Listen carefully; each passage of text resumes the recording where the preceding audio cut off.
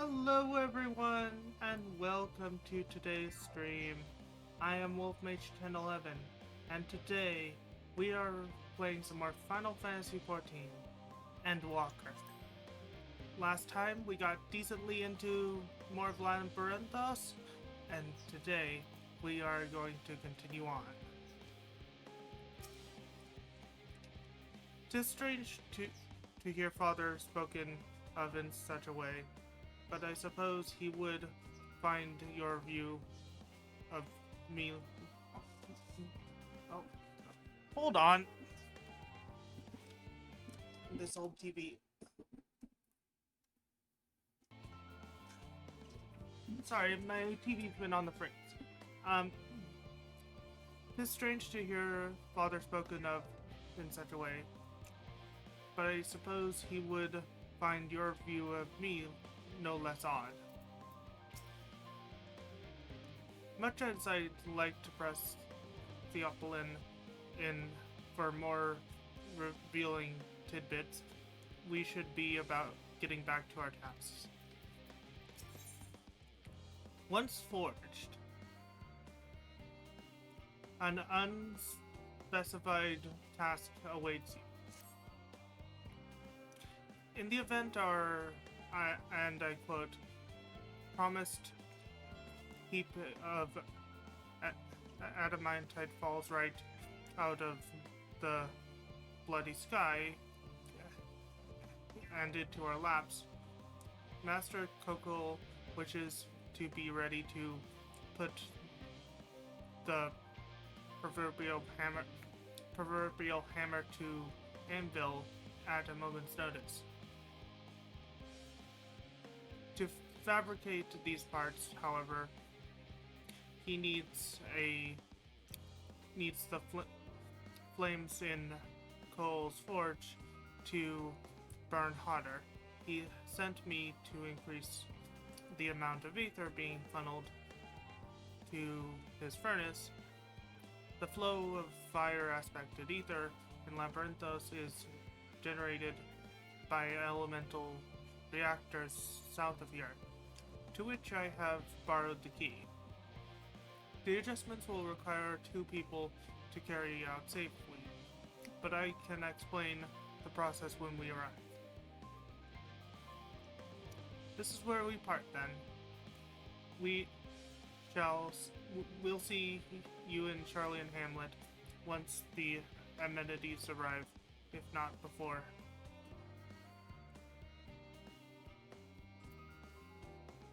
This way then.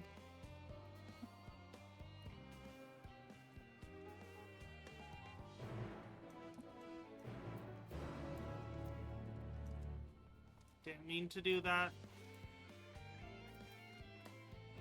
Get that glow back on, and go to the right heart bar and mount up.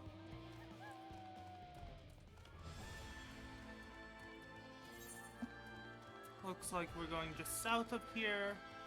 Get a little to the east.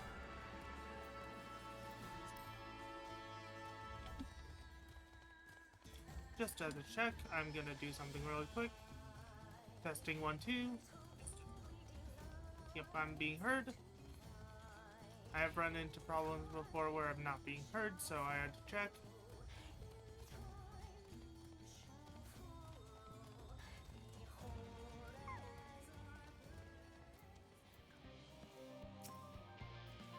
The reactor is housed within this facility. I'll be the one to go inside and adjust the fire ether output.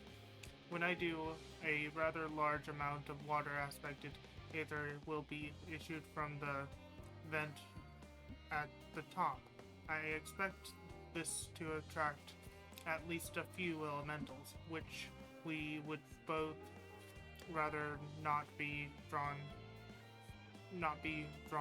to the which we would both rather not be drawn to the reactor itself. Trust me. Can I ask you to put down any that drawn too near? They'll pose you little trouble, I'm sure.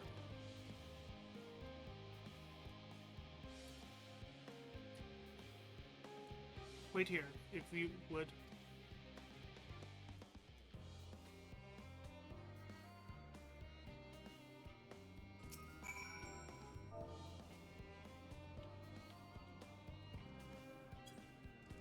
Feed the family your pup.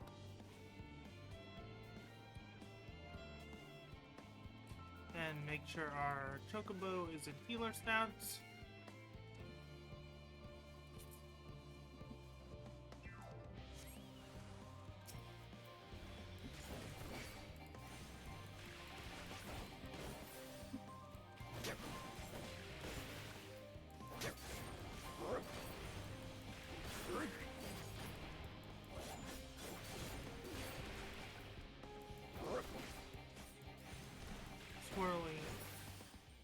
Swirling Ape,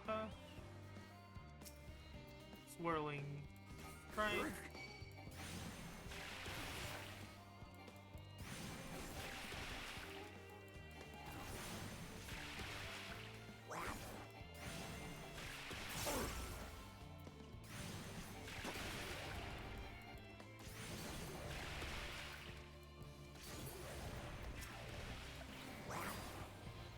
there we go.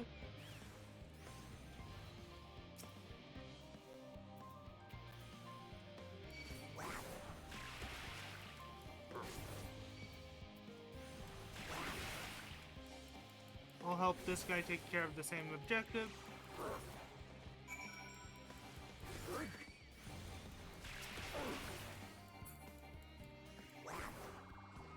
There we go.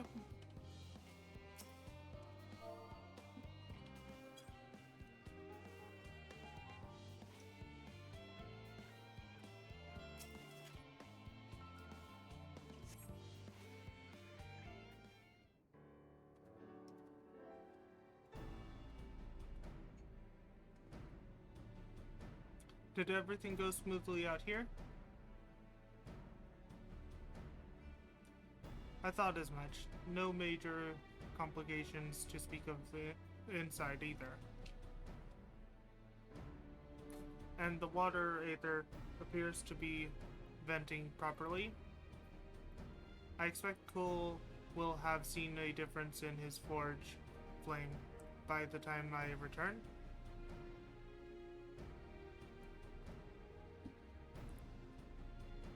Since I have you, there was another matter I thought to discuss with you.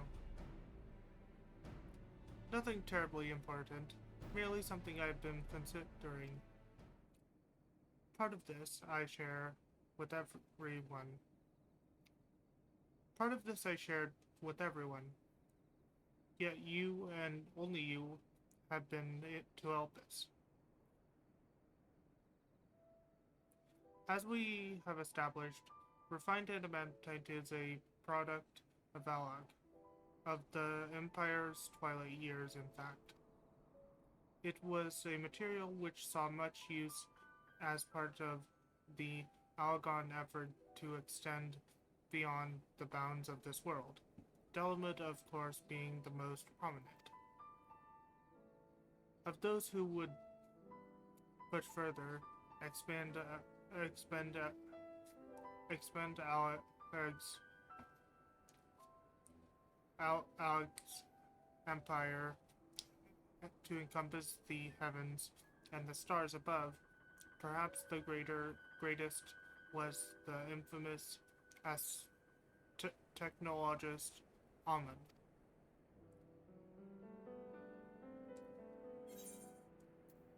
Amun was it wanted to travel to see of stars? Did he remember his life as Hermes?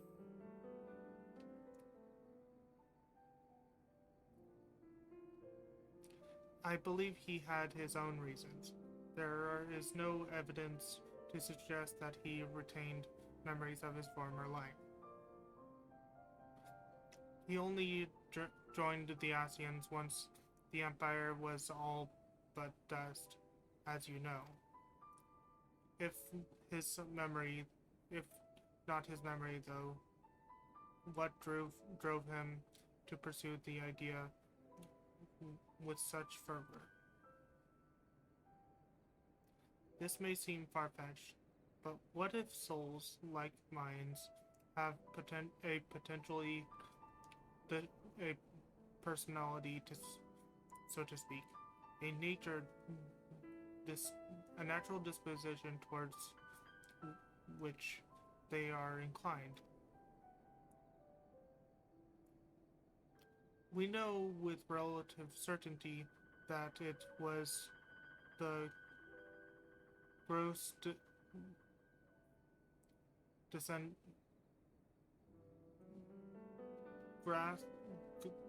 gross dissidence and inexplicable decline of Alec that moved Amun to resurrect Emperor Zande. The Empire's people spoke lightly of death and destruction, experimenting on those they deemed beneath them to fill the emptiness of their hearts. In facilitating Zande's return, Amun provided these lagged souls with the means to free themselves from the mire of their own indolence. Or would have, had not Zande been convinced by his own death that life itself was meaningless. Amun's desire for his countrymen to conquer the heavens could only be a means to the same end, to still the people with new purpose. Like Hermes before him, Amun was appealed by how those around him lived. Was appalled by how those around him lived, and could never bring himself to believe that those lives were devoid of meaning.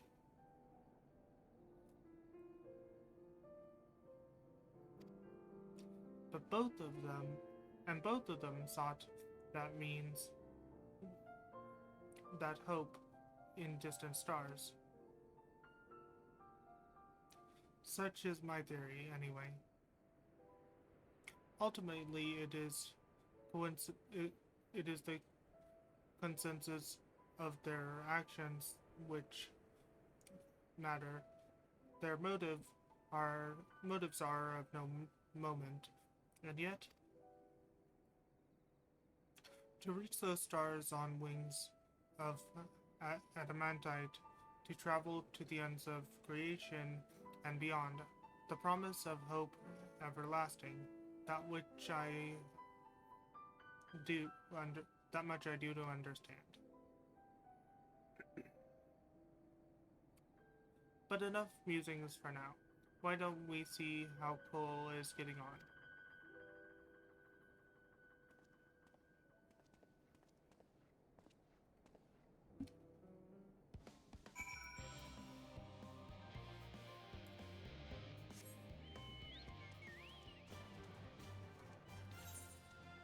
Let's see. Cole's Forge is on the other side of this.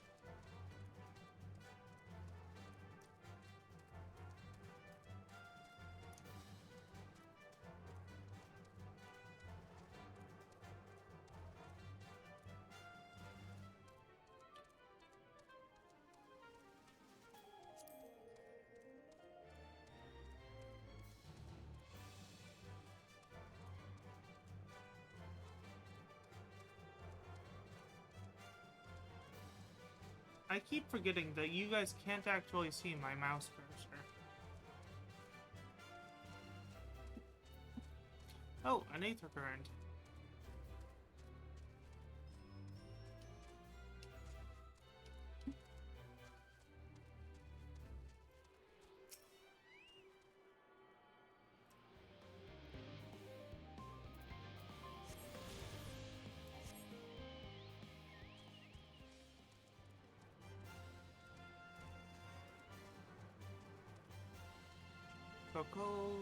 Cool.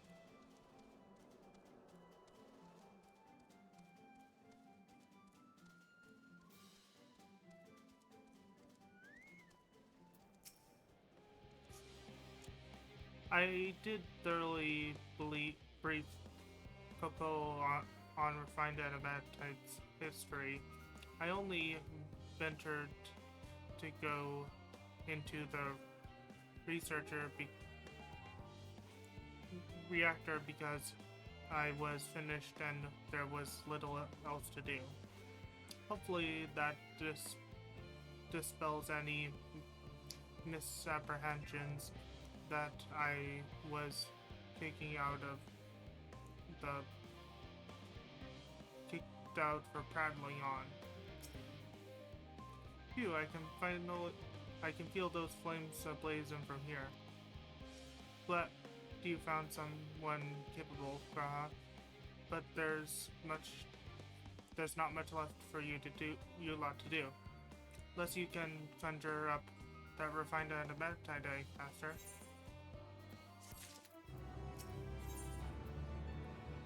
Bonds of adamantine. Tight.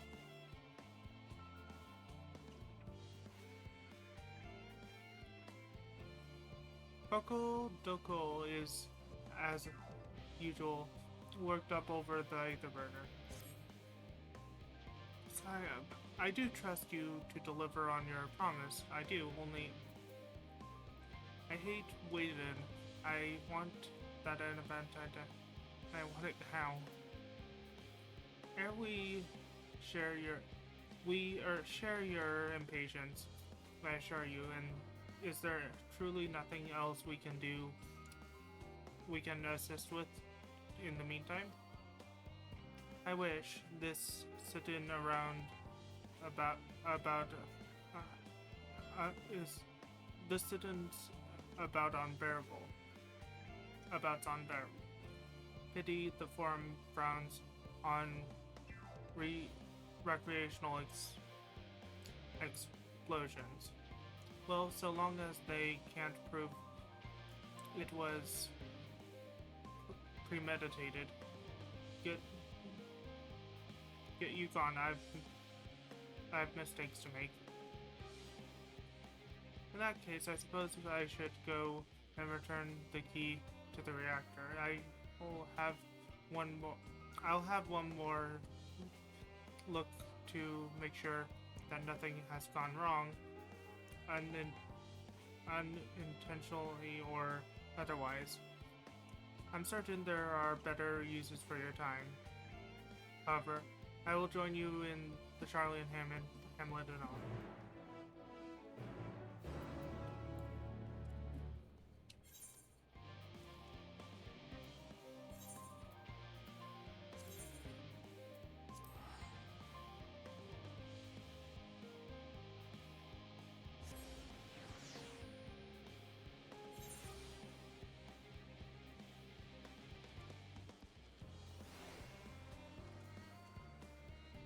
Destination.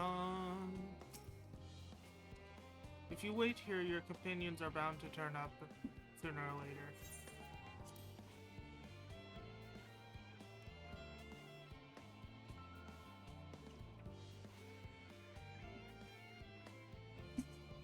What the?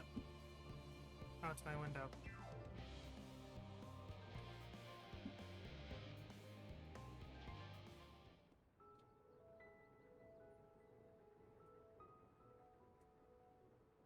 All set, I take it? We finished what we could. Delivered supplies, tracked down escaped animals. Trivial tasks as they may be.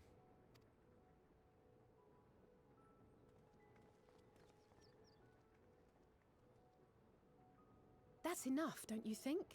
If there was anything more important still undone, that would be a problem in itself. The vessel is essentially ready for departure. All that remains is to load the final batch of supplies and see everyone on board. Once we've readied the ether burner, that is.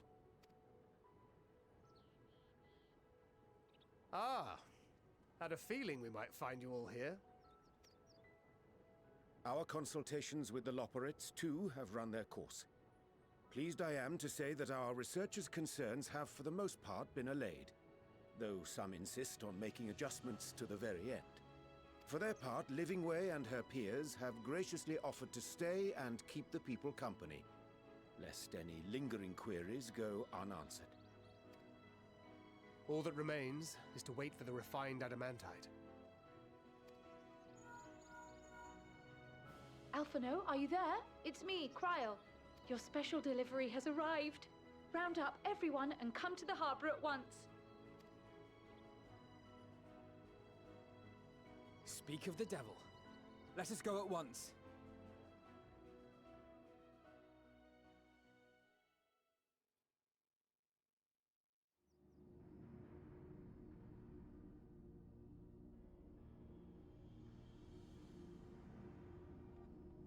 Forgive the intrusion, Master Fortuner. I bring urgent news. A great commotion has broken out in Scholar's Harbour. Your presence is requested, with all speed.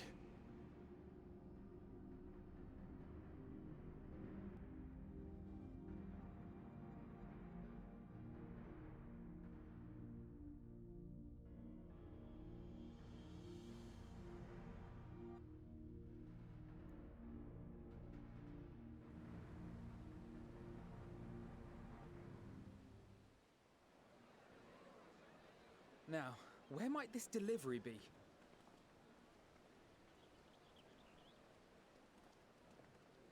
Oh.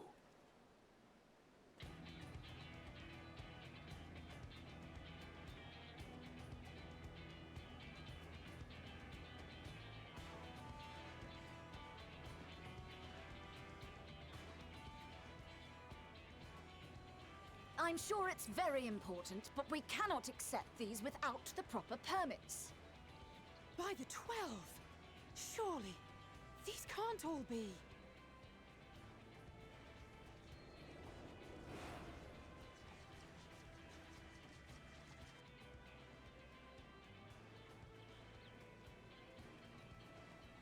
Bleeding hellfire! They're bringing them by sea and by air. All these folks in these crates.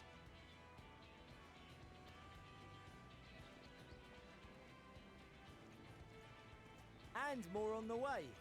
Got your adamantite right here. A bigger haul than any of these sorry bastards brought, and that's no lie. Yes, because you were charged with seeing the shipments from Gridania and Uldar here, along with your own. Give credit where credit is due. Sounds like the sorry whinging of a sore loser. And a hypocrite to boot. Ain't no way a scrawny whelp like you took a dozen steps inside a Dalaman shard. I'll have you know I went all the way to the entrance. Furthermore, 'twas my contacts that enabled us to enlist the cooperation of the Sky Pirates. Left you outside so you wouldn't get anyone killed, did they? Well then, credit where credit's due, you did a right fine job sitting on your ass. Take that back. Make me. I will not stoop to your level.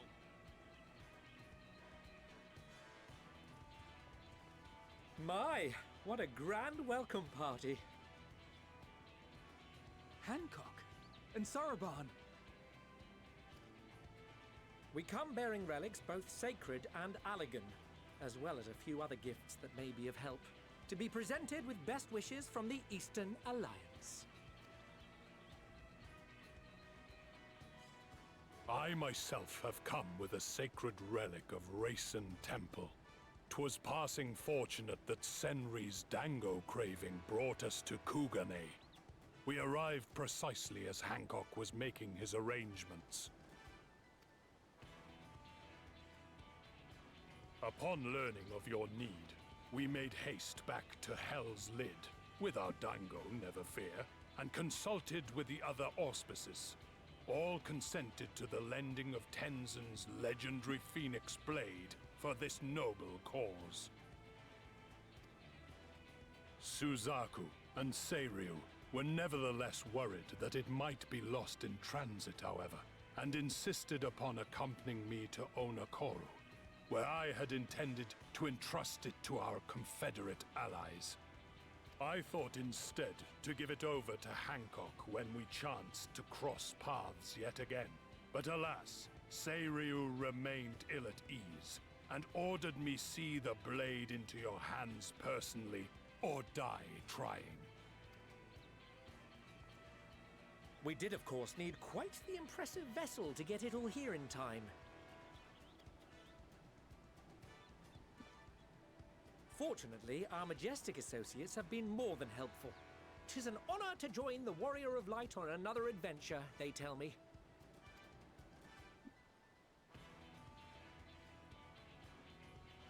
That is all wonderful to hear, but what of the extraordinary cost? I shudder to think of the ransom we must pay for such a bounty. Fret not for your coin purse, young Alphino.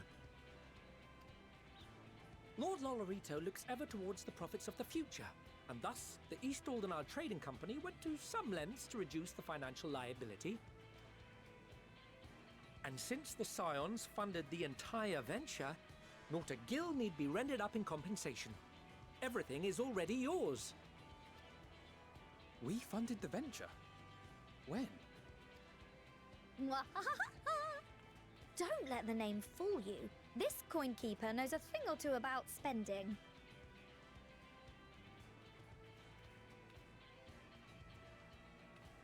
When it comes to capital investiture, a sprinkling of gil here and there will not do. You need enough savings to make waves when it really counts, which is why frugality is paramount. We also had the benefit of a generous patron. Generous being rather an understatement. She has supported us from the shadows since the very founding of the Scions. We even had coffers to fill. Mother! Amelians. I remain, of course, an entirely neutral party. I simply thought our family's coffers were needlessly full. We can hardly take them with us on your teeny-tiny toy boat, now can we? And 'twould be a shame to leave all that hard-earned wealth unspent.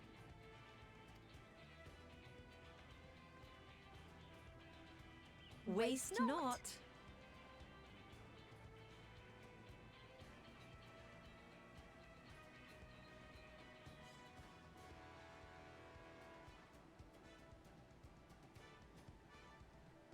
However did you manage so much in so short a time, though? We expected word to reach only a fraction of our allies. Did I not tell you I have my ways? Erenville, you were involved too. I received a letter from Cryo after we parted ways in Labyrinthos. She explained what the Scions were trying to accomplish, and why you might soon require the services of the Gleaners, spread across the world as we are. I pray you do not interpret this as a betrayal of Charlie. I accept that the Forum's aim in pushing us to our limits was to preserve what knowledge we have, and I bear you no ill will for it. Yet, in collecting that knowledge, what I came to appreciate most about our star is that there remains so much we do not know. That is why I chose to help the Scions, to combat the obliteration of those countless undiscovered wonders. I held no illusions that they would be less demanding taskmasters, though, rest assured, if I had, I would have been sorely disappointed.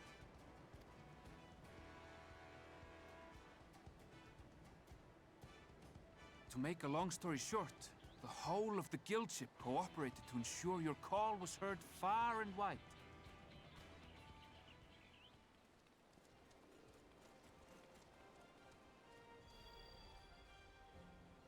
What's this about a ship that can fly to the moon?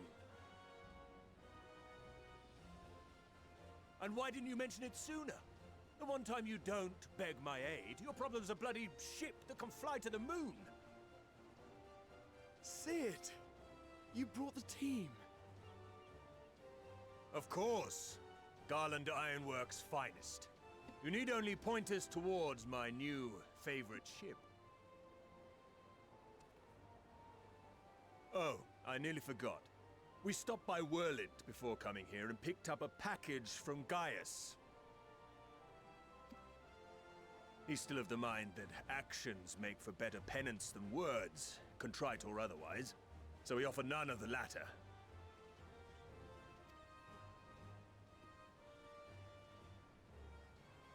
What he sent is an Allegan relic Valens used in his weapons experiments. Has a fair bit of refined adamantite in it, too.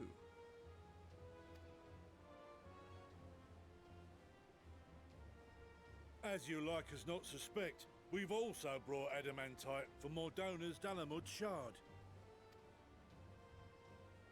I admit to some consternation upon first receiving Kryl's message.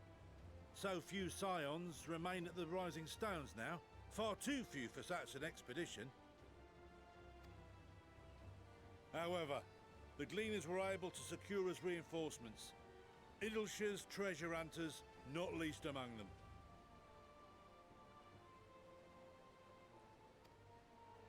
I know. How the Gobbyflock fought. Ffxiv's gratitude for the safe return of his daughter has not waned, and he gathered his kin to our side with an astounding quickness. The clash between their machina and the Allegan defences was a sight to behold. I wager even you would have been impressed by the magnitude of the gobby booms. Fascinating as all this is, I fail to see how it explains your presence here. Does Razat Khan not have more pressing concerns?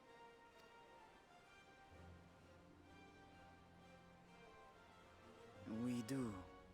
Yet averting the final days would be the most expedient solution. That, and I am indebted to you.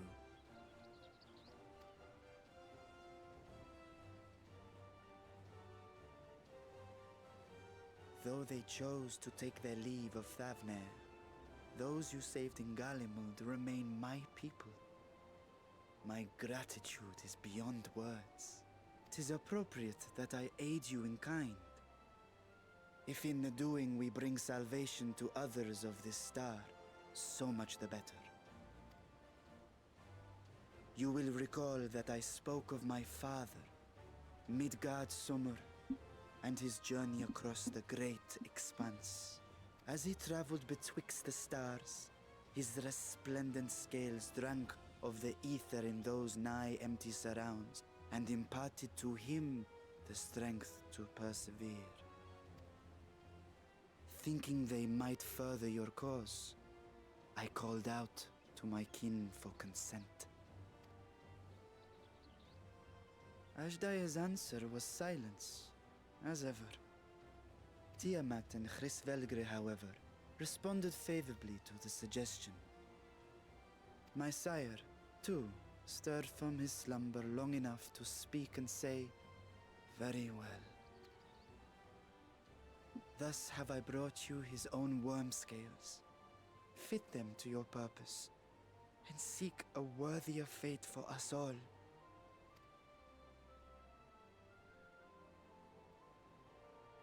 You'd be hard-pressed to find someone else so familiar with the unique properties of dragon scales. So I invited myself along.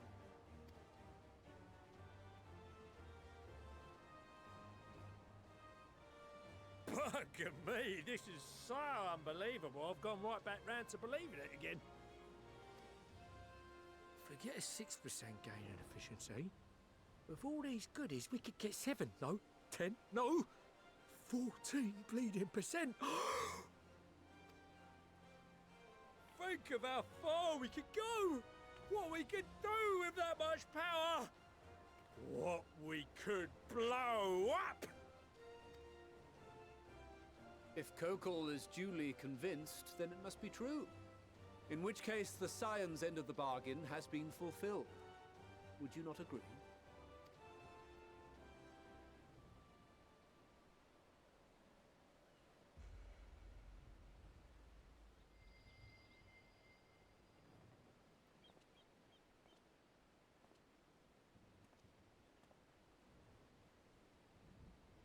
Yes, Father?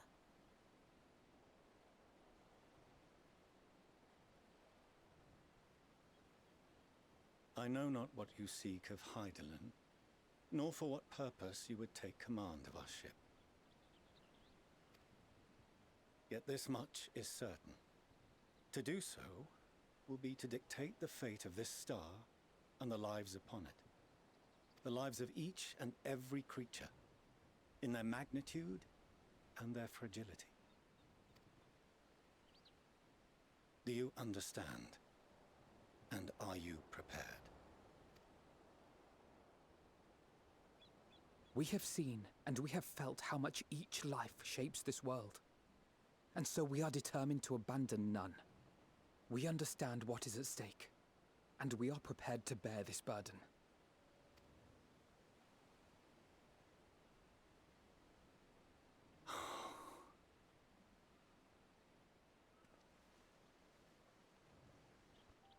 Then I will bear it with you. I beg you, share your struggles with me. As family.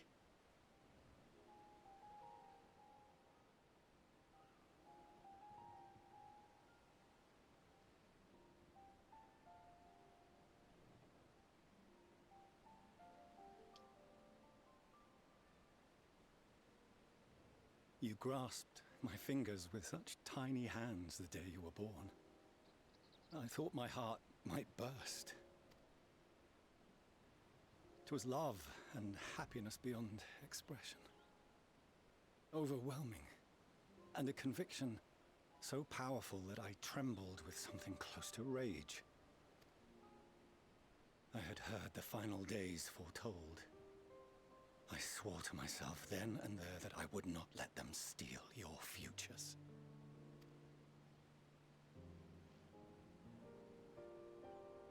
The great exodus would succeed, must succeed. No sacrifice or sin was worse than the alternative. If anything gave me pause, 'twas mine own father.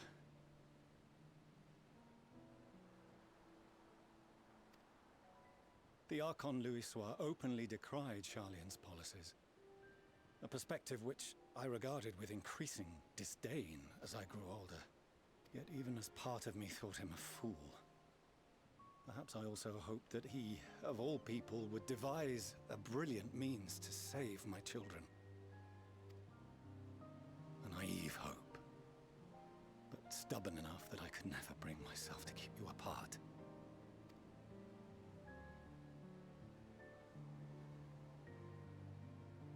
No, that was his doing, when he perished at Cartano. As we pulled that twisted slab of Dalamud from the sea, I remembered the warmth of your newborn touch. Chastened, I vowed never again to suffer any interference in my mission to protect you. No matter that you yourselves wished otherwise. Detest me, fight me tooth and nail, I would suffer it, and more, and be satisfied so long as I could force you onto the ship.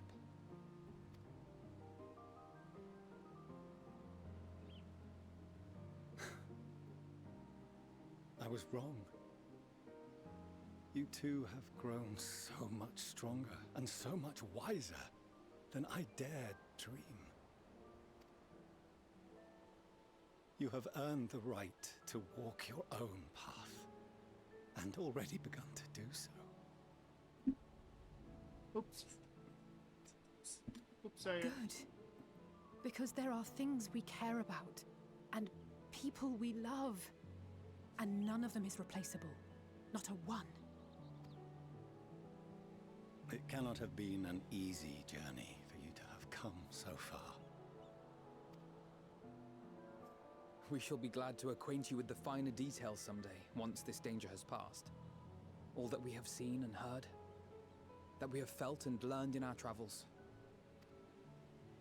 Ours is not a kind world, but it is beautiful. Always. Oh no. Are you quite sure that's wise? After all, someone turns pale and flees the room when he sees so much as an envelope containing word of your adventures.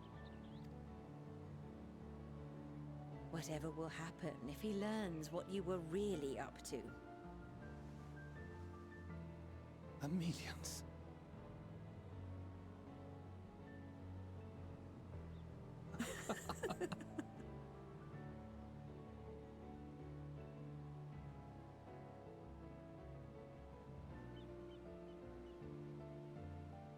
Though I have wronged my children most gravely, I owe you an apology as well. I assumed that it was the Scion's influence that made them so keen to charge headlong into danger.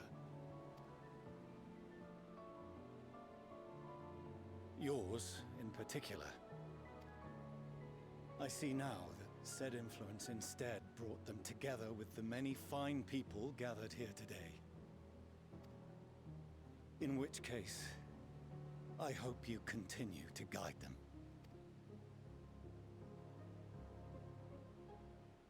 If we've finished loitering about the harbor, might I suggest we put our plans into motion?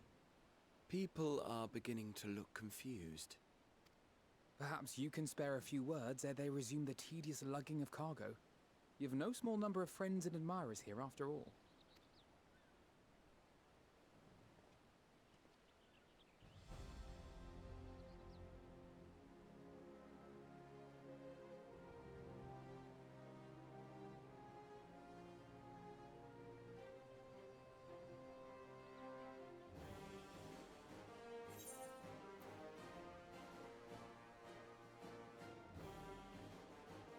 Lend us your strength.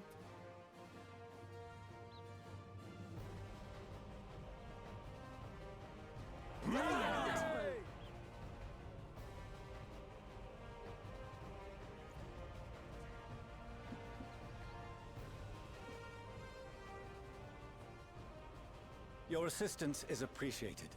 Now, in an orderly fashion, if you please.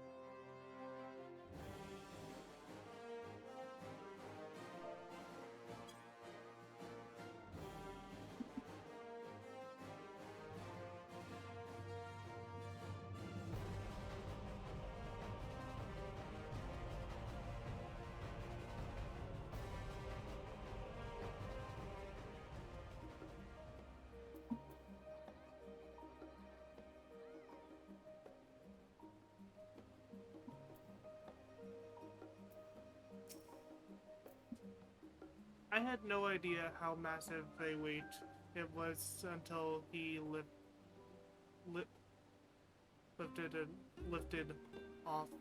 off my shoulders. But more importantly, his words were an affirmation that the path we walk is the right one. Part of me might have been satisfied so long as my family and friends survived the final days, but to save this star is what we all want most, and if those same people believe that I can help see it done, who am I to say otherwise? Come what may, I will fight for this world, of ours until the very end. I apologize for not informing you earlier of Aaronville's involvement. He was something of a contingency plan. Thank gods we had him and his fellow gleaners to hand through. It would have been monstrously difficult to locate Sid and transport the Hanish delegation here otherwise. My throat hurts from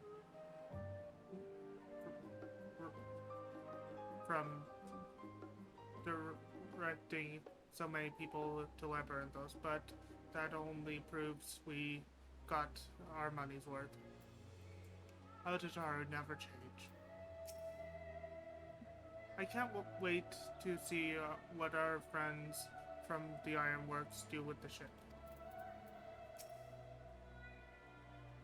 If I never see another crate again, it'll be too soon.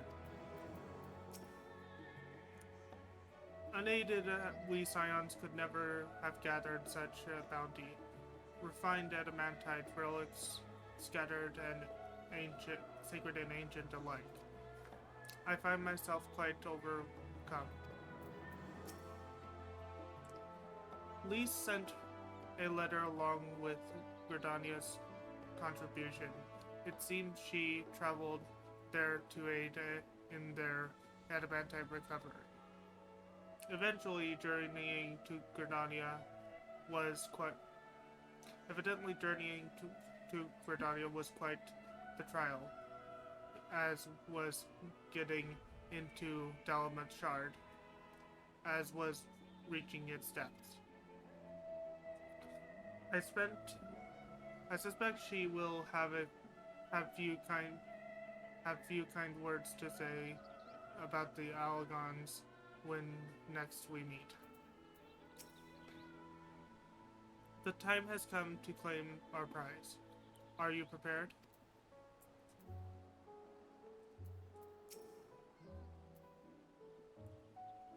We finally managed to clear the harbor, which means the rest is in the engineer's capable hands. Meanwhile, Father has issued to us an invitation. As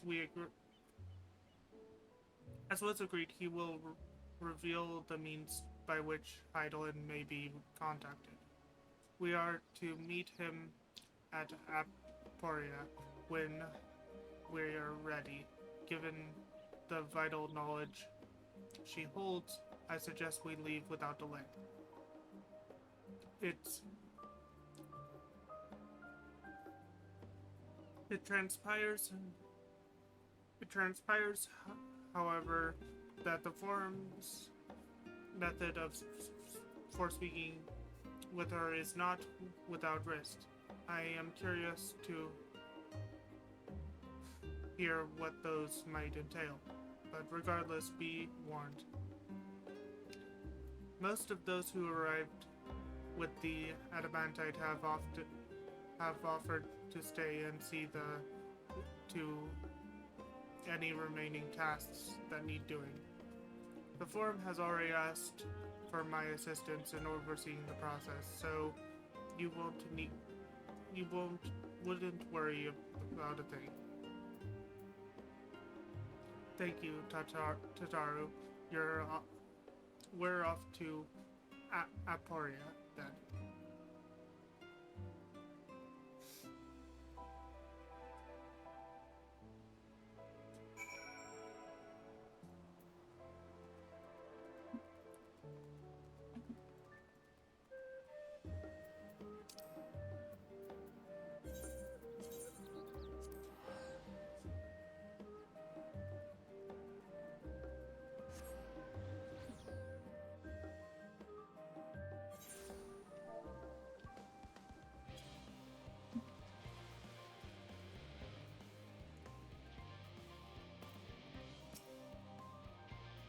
Mage, I've already shown the others inside. You will want to speak with Caroline. He has the key to the lift and can send you down after me.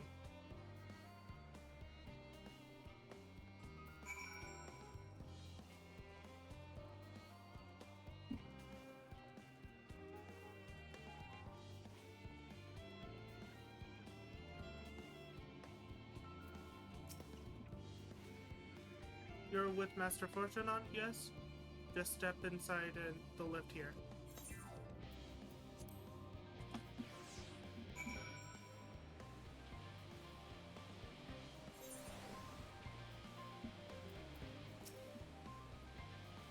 From here, we proceed to the heart of Labyrinthos, and its most closely guarded secret. Thumazen It marks the beginning and the end of our efforts, whence we delved to seek audience with the star, and whence we will embark on our journey to the heavens. This way, if you please.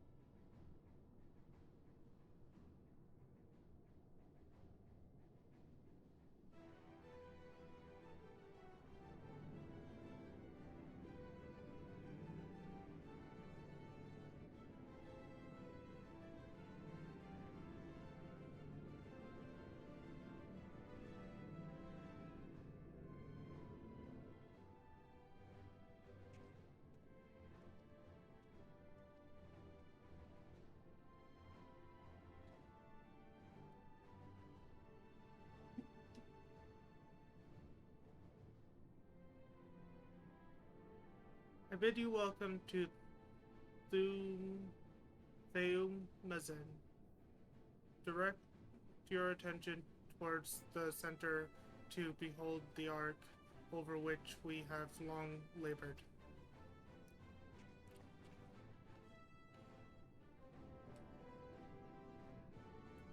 As you can see, it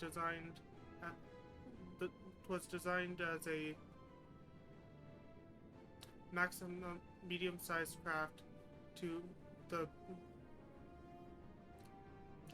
better to reduce fuel consumption.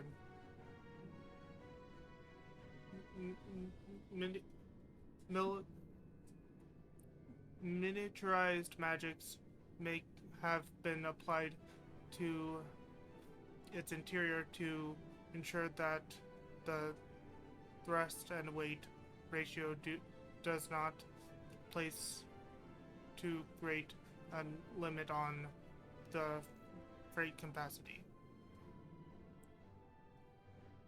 The Aether Burner, as you know, has been removed for further modification, but we shall reattach it soon enough. I have received word from Kokol, and several of your allies are working on it with an intense fervor. They are sure to see it done. 'Twas by their expertise that many a prior disaster was averted. If anything, I fear they will not afford us much time to speak with Hydaelyn ere they finish.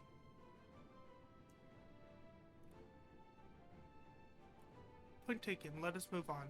I must warn you again, however, that even with the benefit of our device, to treat with her is not a simple feat.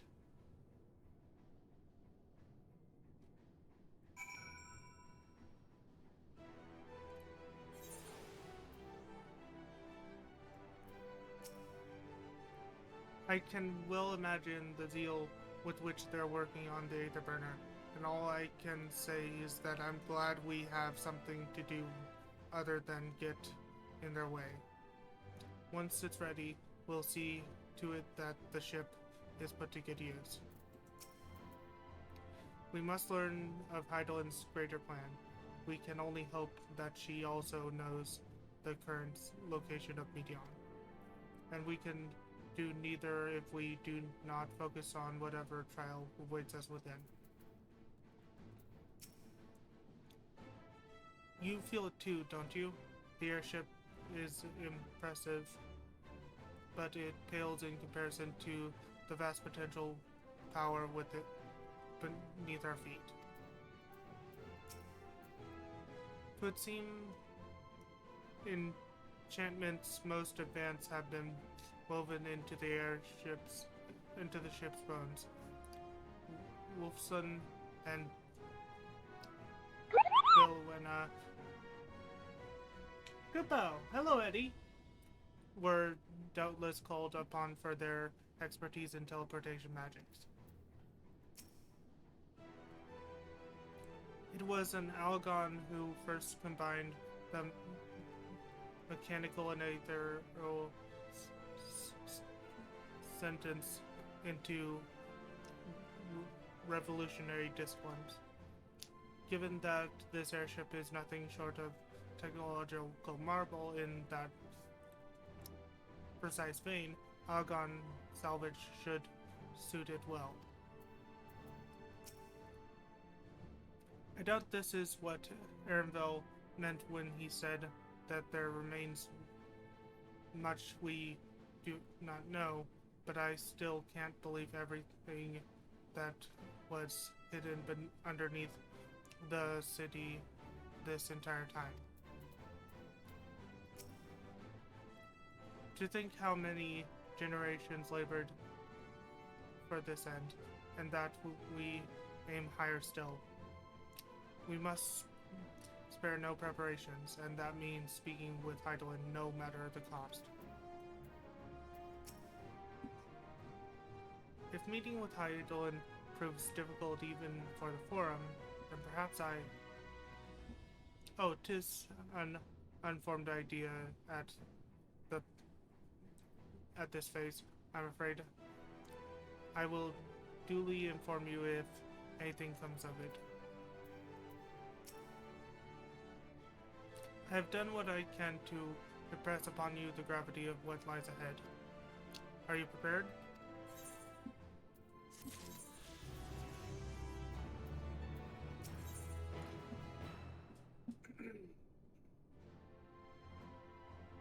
And I just leveled up, meaning I can do this quest. Level 89 quest.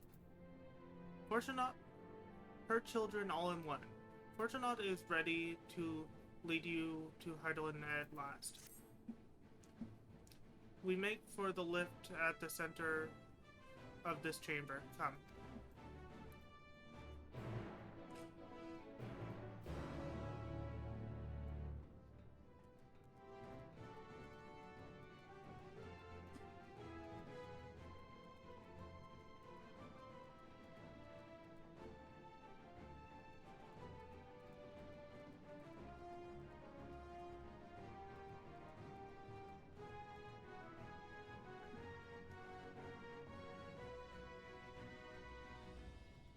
Okay, have a good time until then.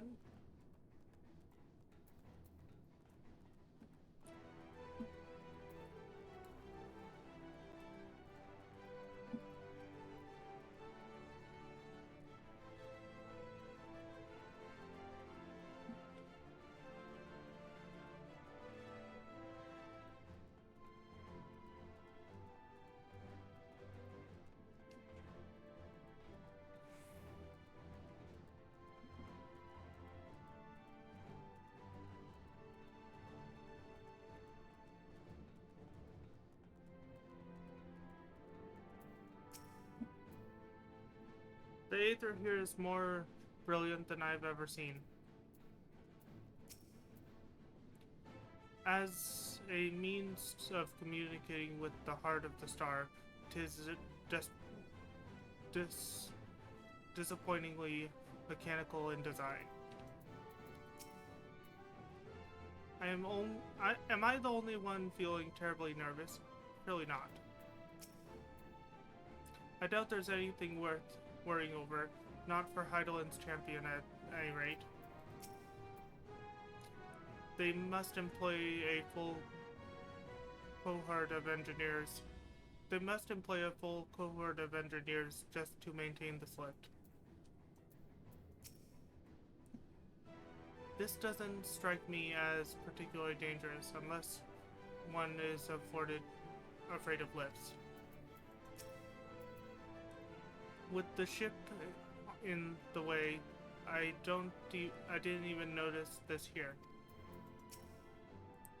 I should hope that Master Potion has more to share sending anyone stumbling into the ethereal sea.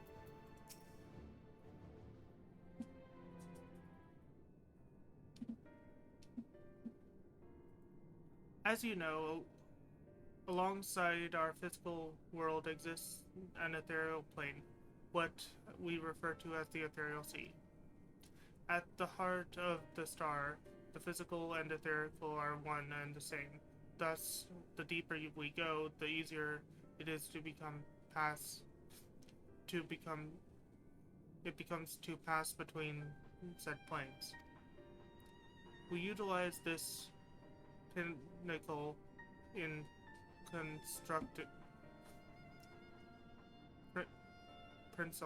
principle in constructing the anti-terror, and once more here in Temazan. No sooner did the Forum decide that an exodus from the star would be necessary than it began work on this facility. Our work culminated in a device that allowed us to peer deeper into the ethereal sea than ever before, in search of Heidelin's ever fainter echoes.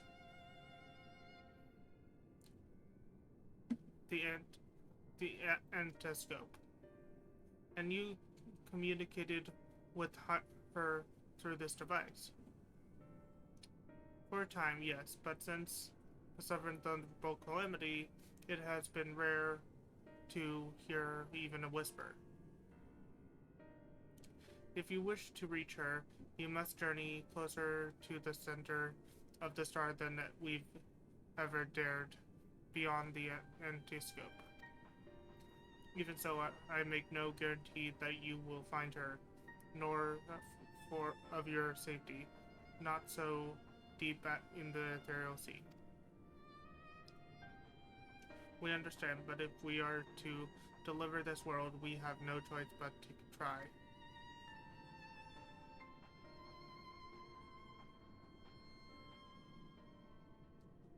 I know, and I only wish we could do more than observe your progress from afar.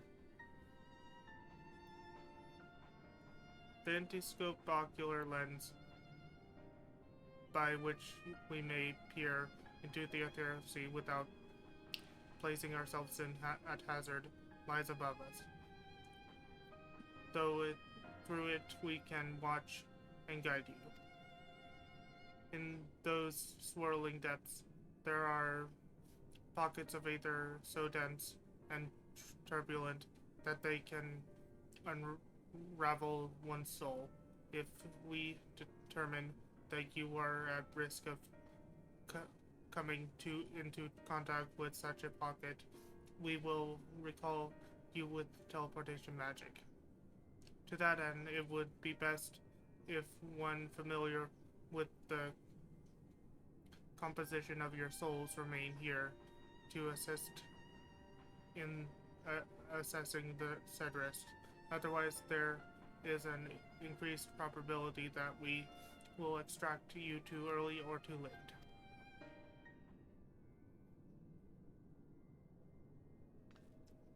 Please allow me. I have thought upon this much, and in truth, I do not believe that I am fit to join you in the trial ahead. In events at the Tower of Babel, the events at the Tower of Babel will drain me, yes, but even before that, your capabilities far outstripped my own. This is no time to have a weak link in our vanguard, no matter how much she may wish it were otherwise. If I assist you in the manner that Fortunato has laid out, however, I may still be of use. Will you trust in me to do so? I think I can think of none I'd trust compared to all that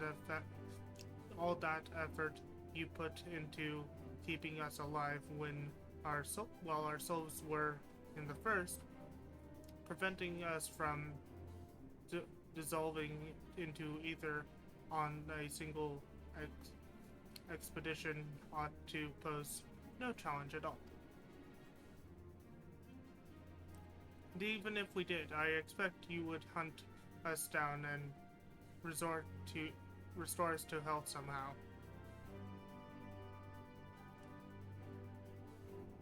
You flatter me, but rest assured that I will be keeping a close eye on all of you. There is one more thing.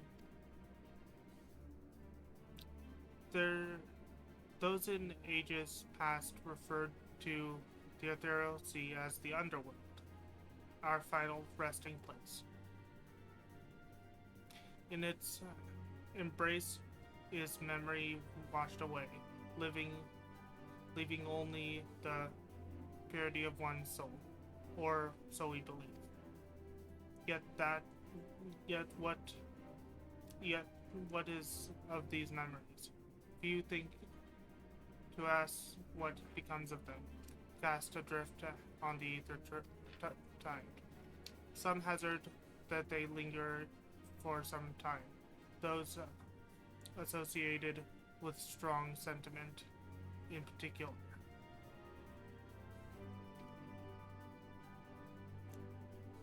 In those depths, memories of the departed may even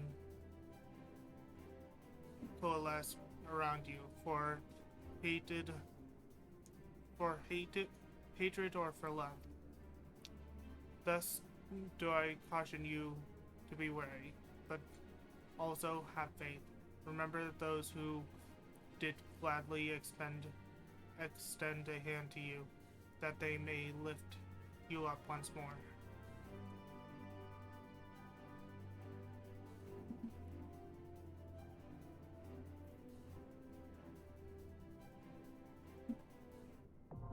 There is special dialogue if you bring two particular NPCs with you in this dungeon. Thancred, and I think it was Estinian. So we're definitely bringing them along. Ergo, we're doing this with NPCs. We're bringing Right then. Estinian. We're bringing I stand ever ready. Oh, we can't bring Thancred because I'm a tank. I stand ever ready. So we're Right then. definitely bringing Estinian. And we're bringing... Twould be a pleasure as always. And Alphina, then. Because Alphina will also have something to say, given the duty.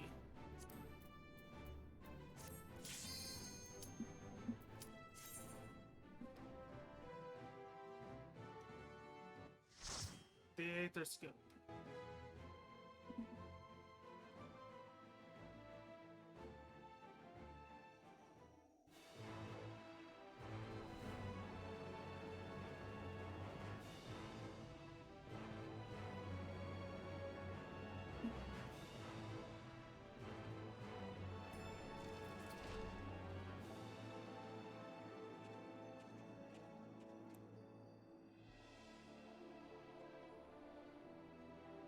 And telescope.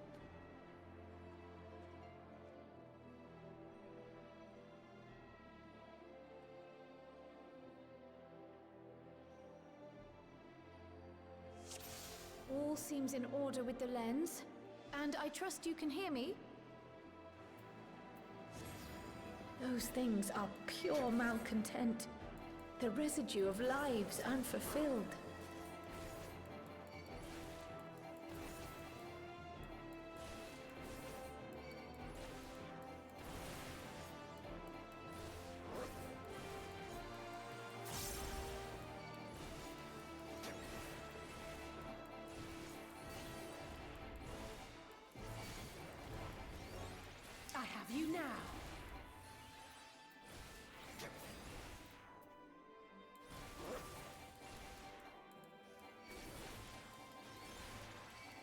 underestimate me!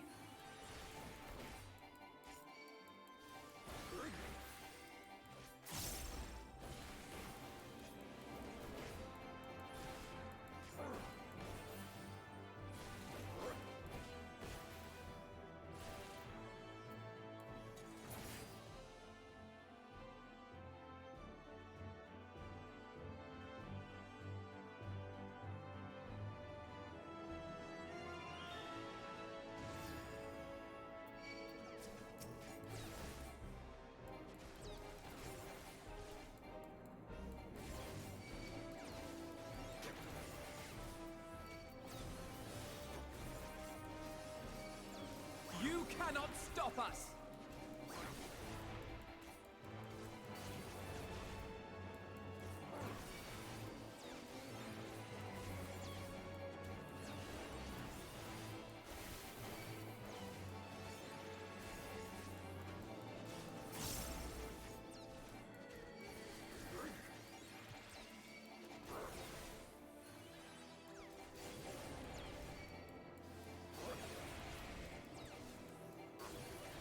You're mine!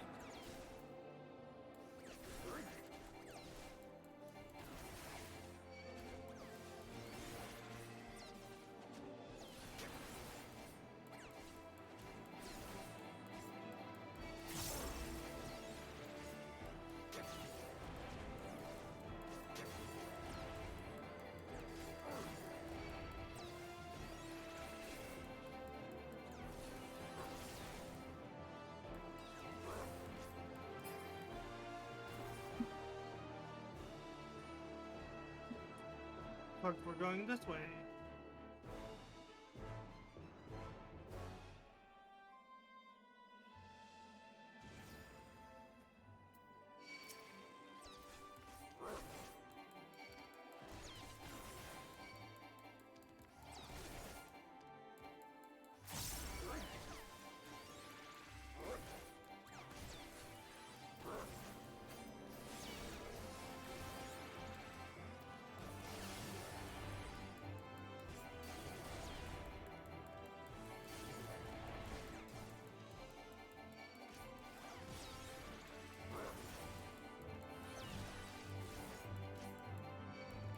You cannot stop us! Ooh, move out of the way.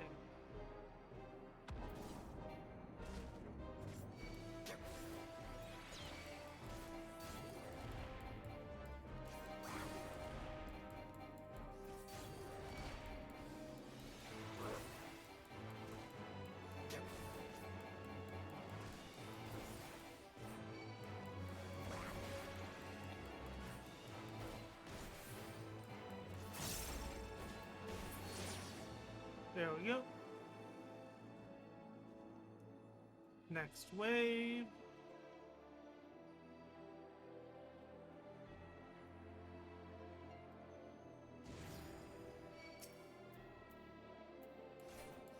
Gilbert, hello again.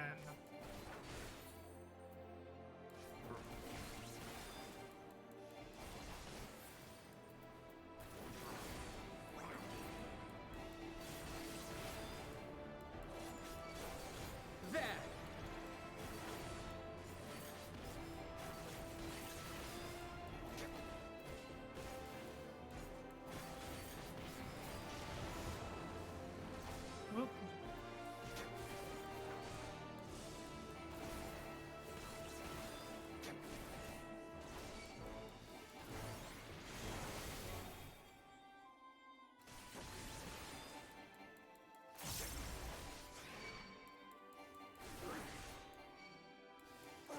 Oh, is it a staff?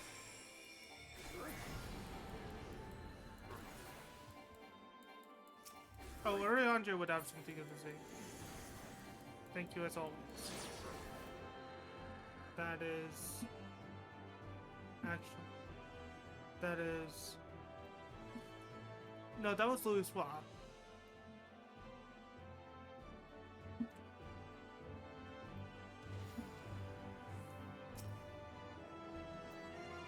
Let's see.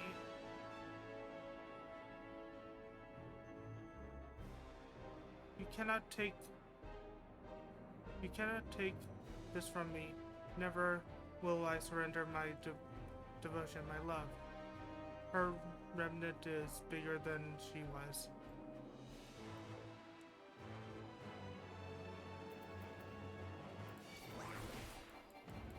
First boss.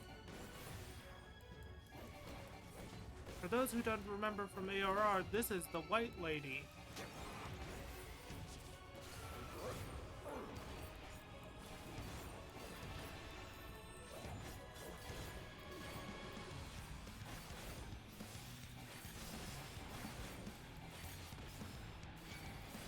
The Lady in White from ARR.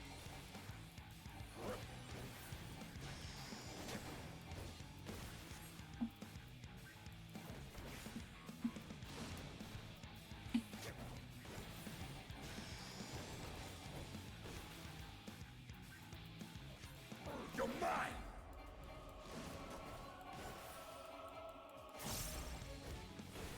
You underestimate me!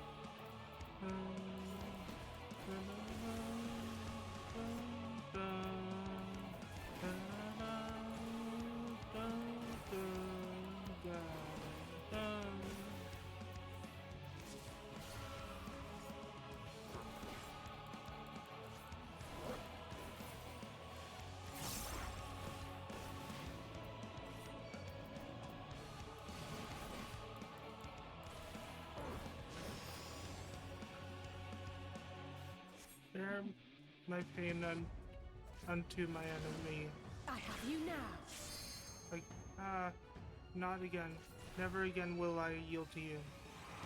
Bear my pain unto my enemies.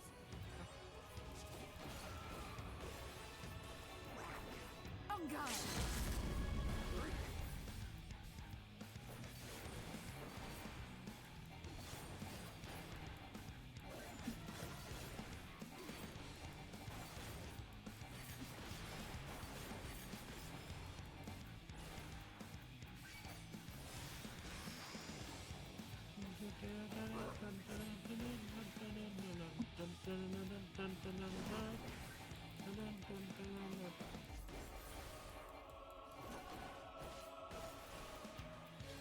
Yeah, go ahead and use a Aurora, double Aurora.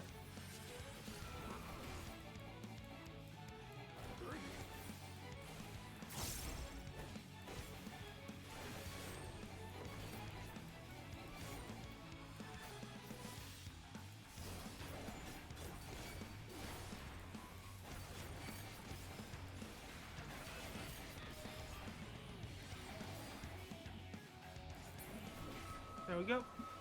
My lord guides. Follow the flow of ether. It will guide you. Cling to any feeling so long, and it burns into your it's bound to turn dark.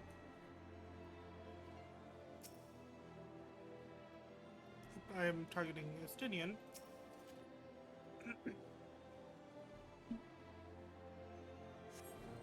The ether is too dense. I'm losing you.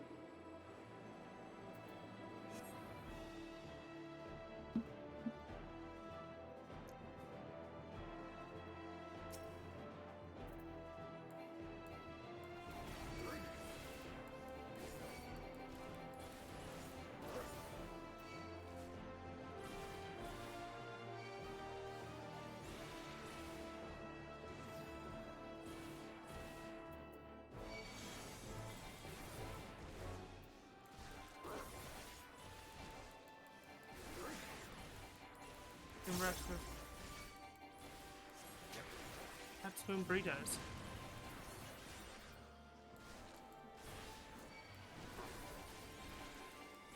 You underestimate me!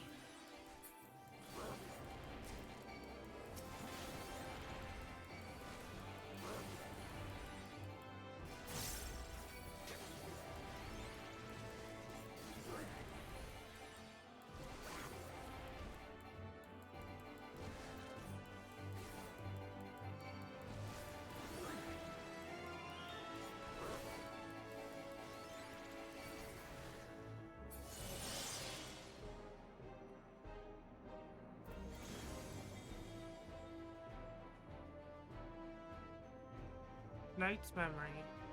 Lord Harshfont?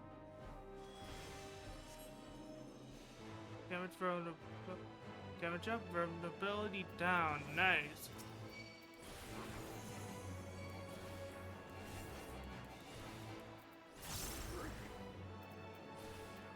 Let's make this last.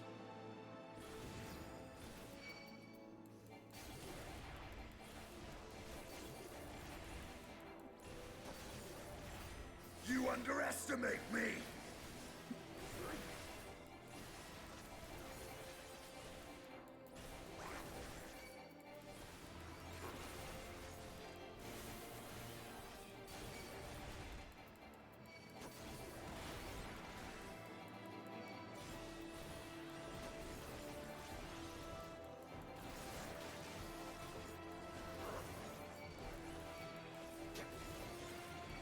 I'm making up and I'll put in the You work. underestimate me!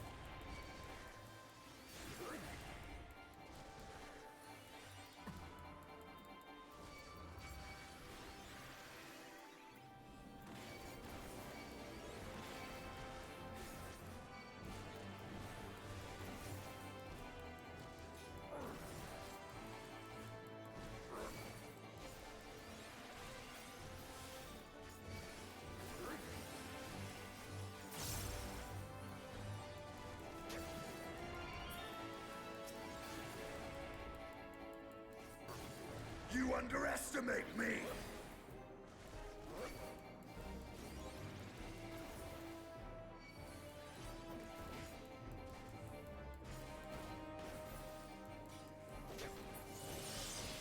Let's go.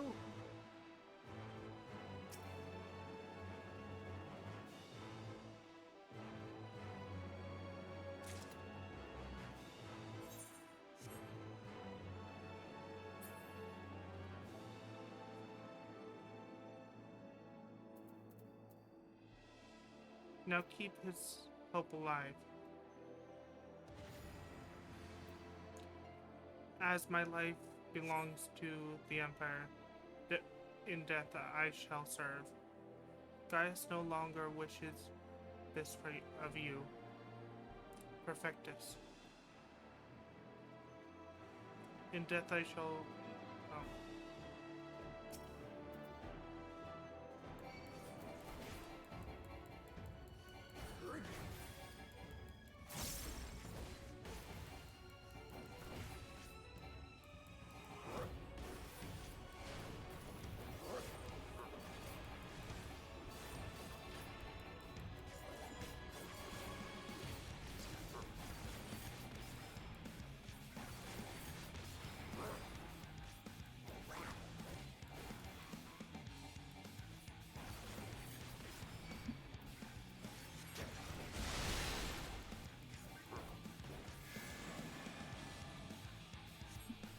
You underestimate me!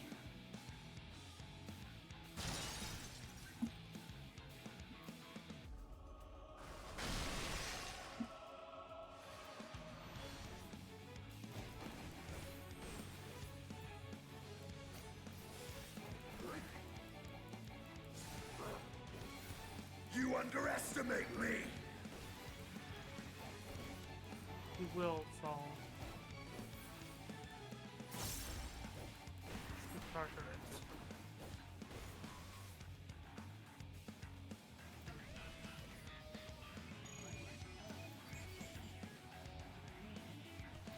Crumble before me.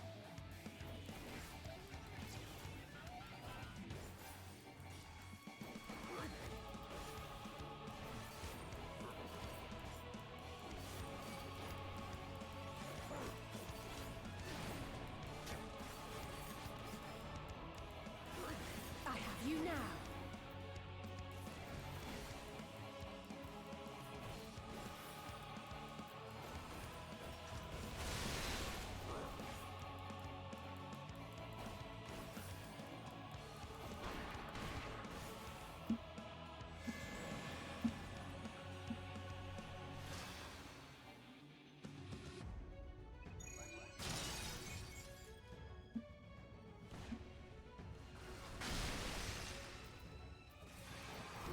I have you now.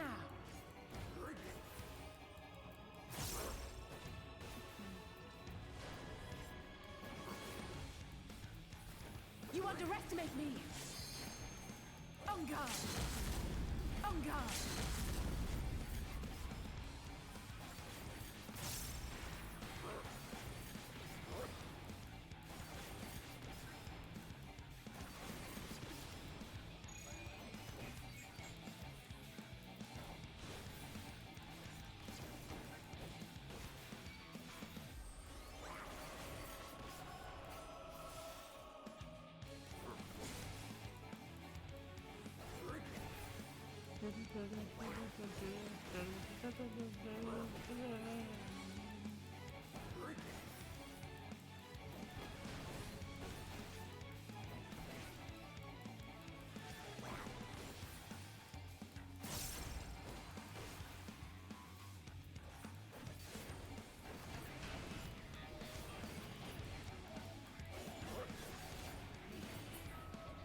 There we go. Lord Van Belsar. Again, I will fail you. You didn't fail him.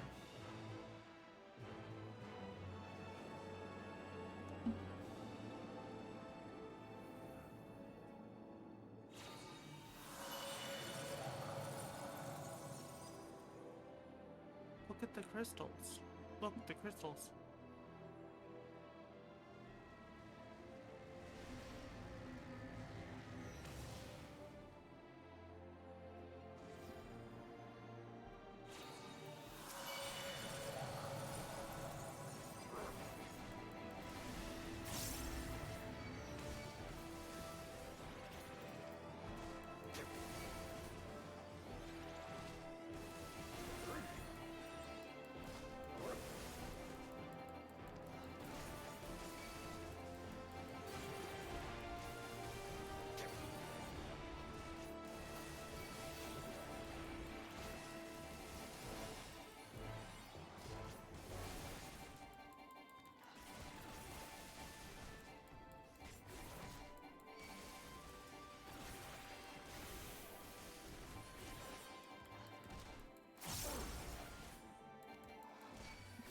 You cannot stop us!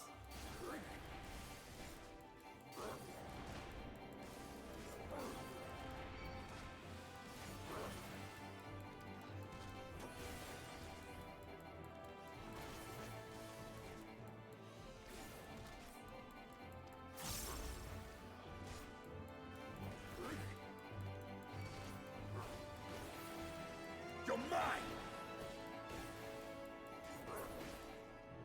There we go.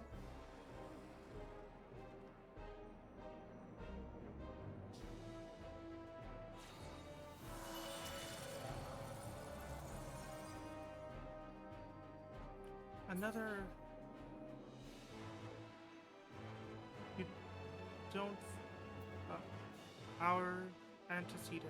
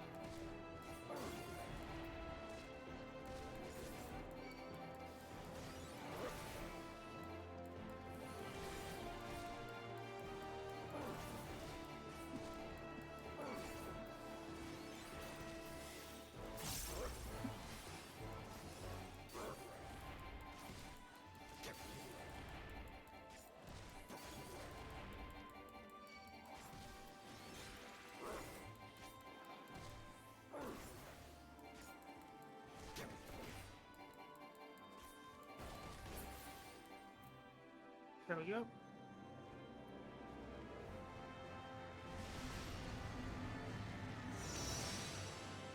Memphilia Spirit.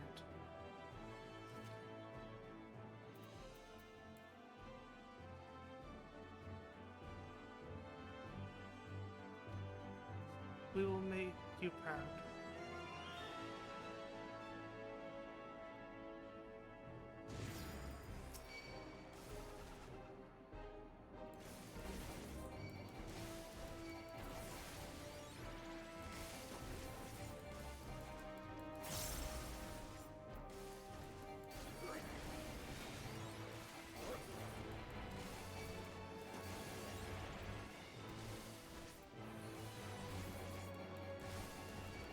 Freaking and here.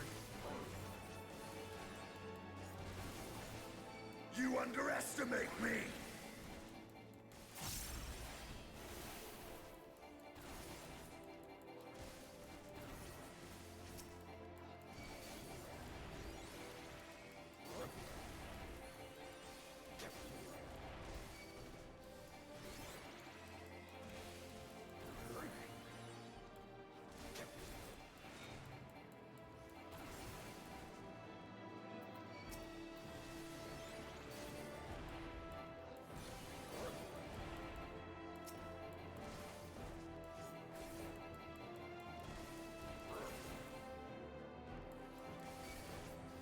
You're mine!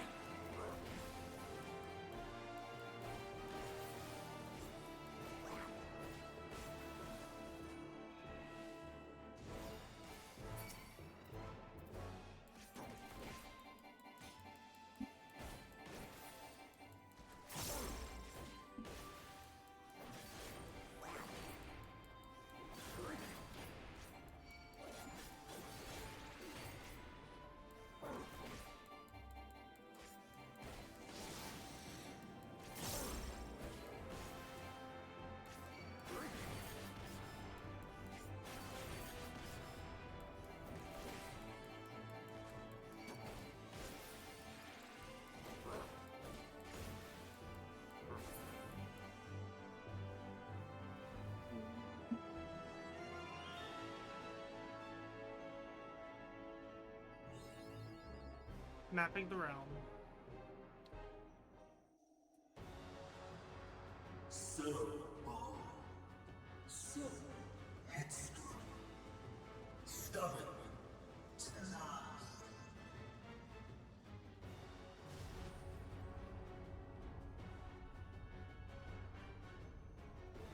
But this is as far as you go. Oblivion beckons!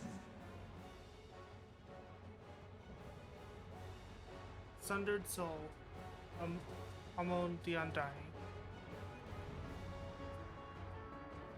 Hold on, my TV's glitching out.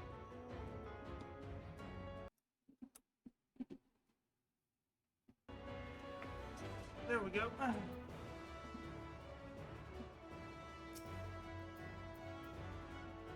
And Daniel's Soul.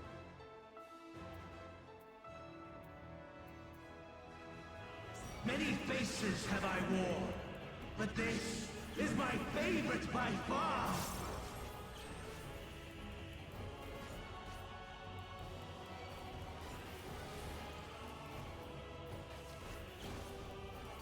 You will persist in this folly no longer!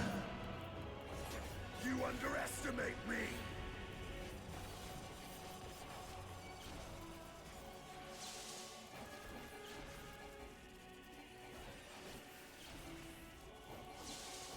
The stage is set!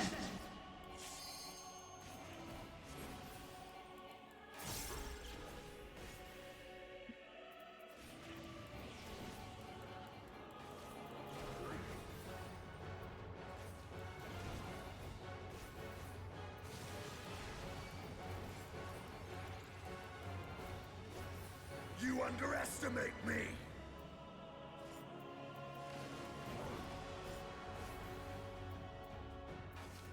Okay, time for my big damage. Big damage, big damage.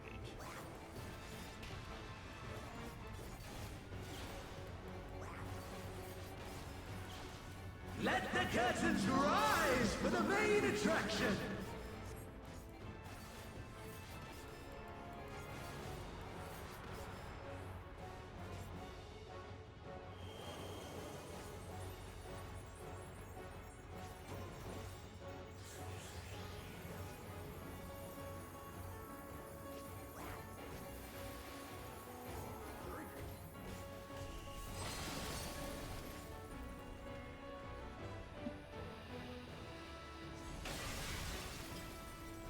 My, what a boorish audience you are!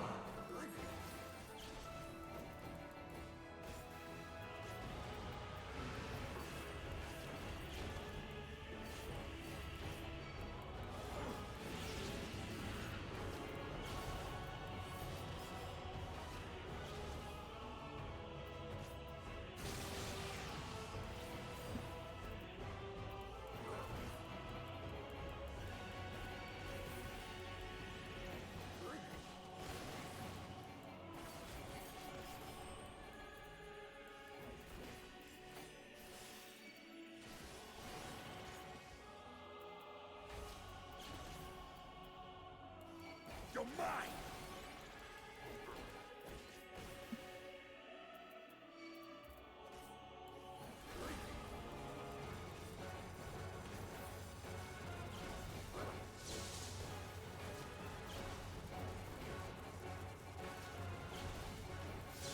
Let's see if I can pull this off with no deaths.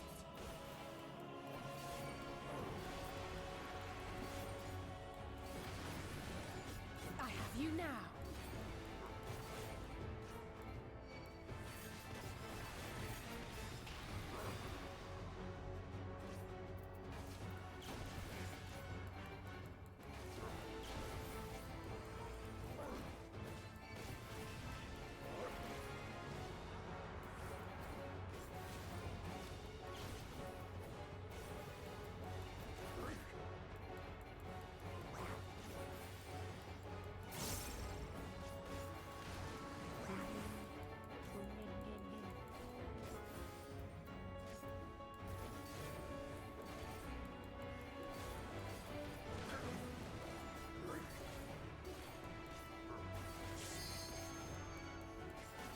Time to end this!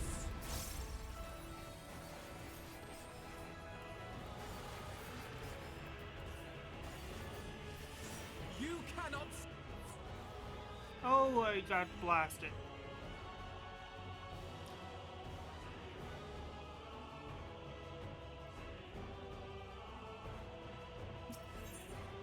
And here I was talking about possibly doing that with no deaths. I got 3 stacks of vulnerability up and got blasted.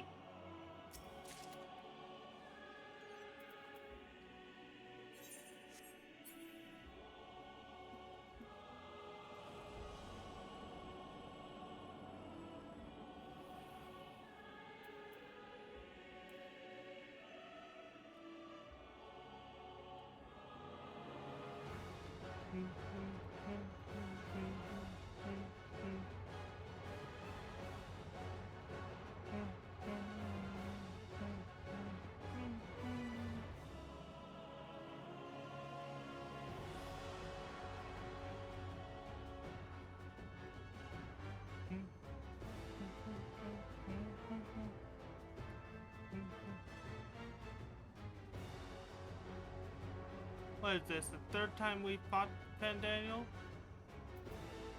In some way or form? Why won't he just stay dead? Or stay down at the very least? Because one of the times was his original bot. Was his original form, as in Hermes. One of the times was him as Zodiark, and now we have him as Pandaniel, the Sundered Soul.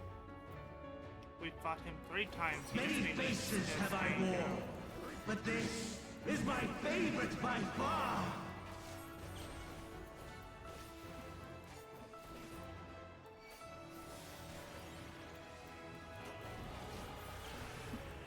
You will persist in this folly no longer!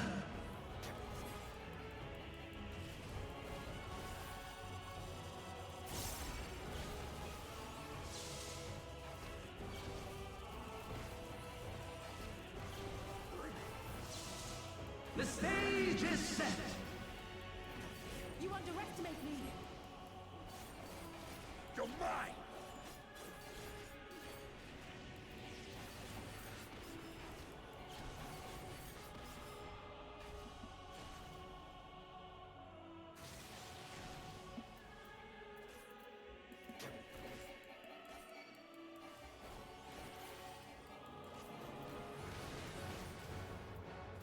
Freaking vulnerability.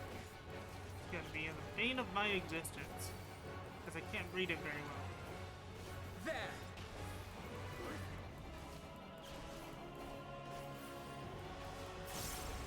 Let the curtains rise for the main attraction!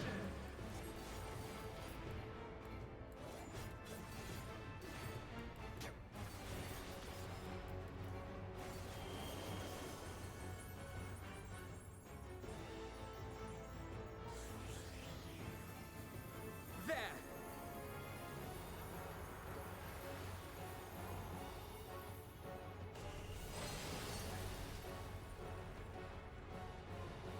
Get behind the ice barrier that you nailed me. What a boorish audience you are!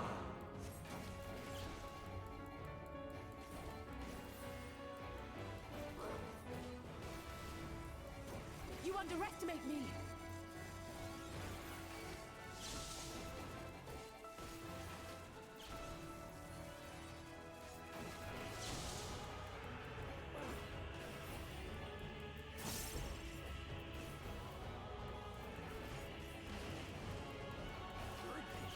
Just follow where they move.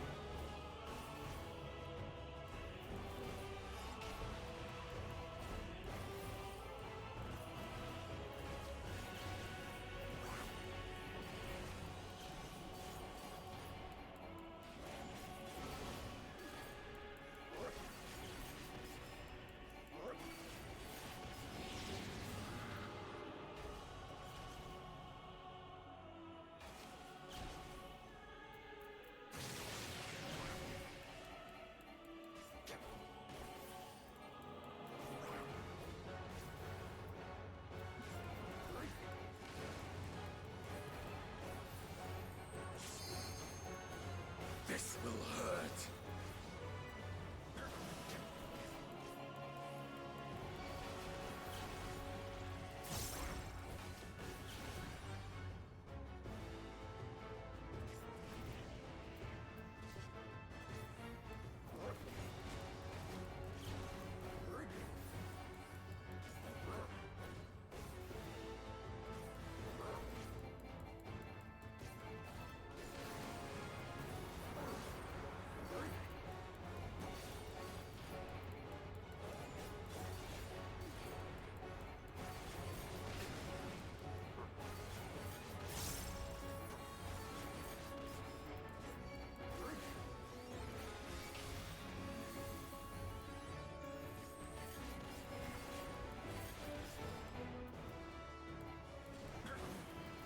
Holy barrel is burned up.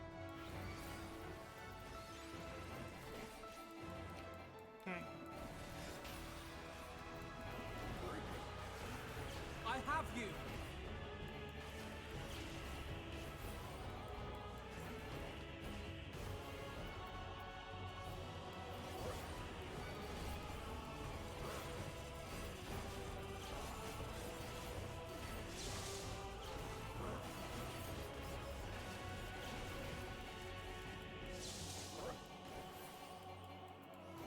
You underestimate me! There we go.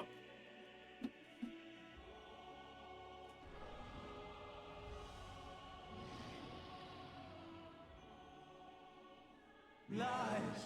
All lies! Your dreams, your hopes, your futures, delusions and lies!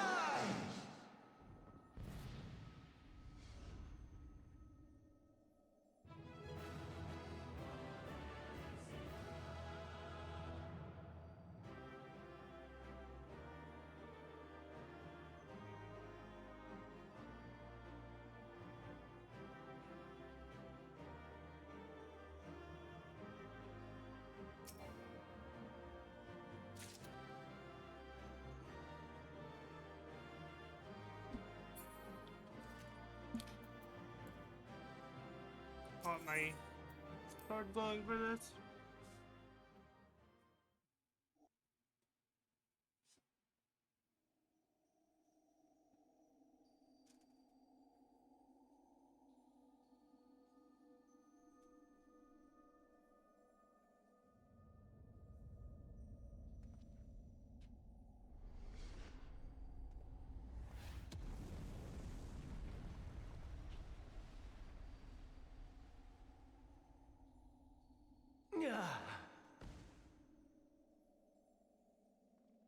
My very essence begins to wane.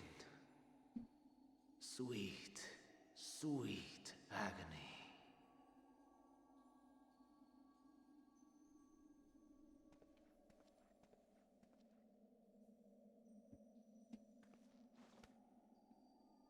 Leave this to him.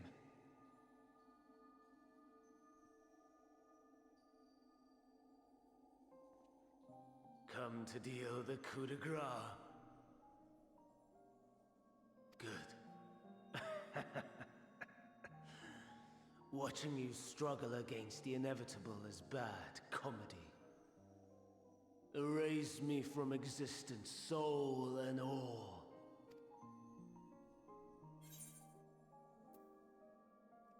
Have you any memories of Meteon?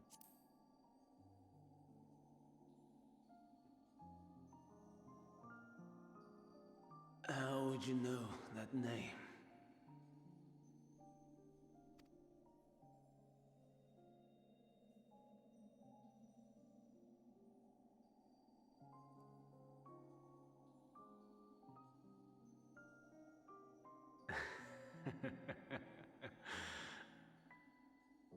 Then it was you. In Elpis. With Ffxiv. The final pieces fall into place. In my halcyon days, as the mortal Ammon, I was haunted by a dream. Night after night, the faceless multitude, the voiceless cries, shards of shattered memories. But slowly, the fog began to clear. This was Elpis. And I was Hermes. Recurring though it was, I paid this dream little heed. It was only when I was granted the seat and memories of Fandaniel that I knew these visions to be true. They were the memories of Hermes that he himself erased using the power of Kairos. Or so he thought. In his attempt to burn away the events of that fateful day, he succeeded only in searing them more deeply into his soul. My soul. Death failed to expunge them. No matter how many times it came. Rebirth after rebirth, from one Fandaniel to the next. I wonder, is Ffxiv adrift somewhere in this ethereal sea? In defeat, finally remembering your time together in Elpis? How it must gall him to be entrusted with knowledge of the final days, only to be rendered powerless to act upon it. So many lifetimes dedicated to restoring his beloved Amarok in blissful ignorance. Oh, folly. But make no mistake, my life as Hermes is not the reason I invited the world's end. I have lived. I have struggled. I have dredged the very depths of despair. And in the detritus of existence, I found the truth. I served a great ruler, powerful beyond measure. The world his dominion. Yet even he and his vast empire were destined to fall, to become one with oblivion. At the end of life's journey lies only death. So I ask you, why live at all?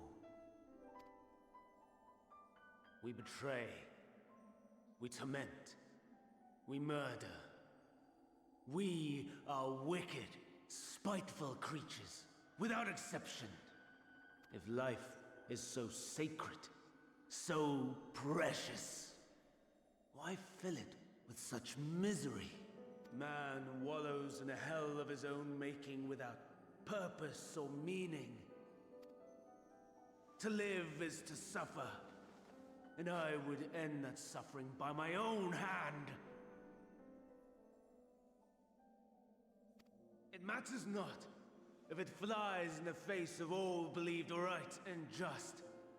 Death is the only solution!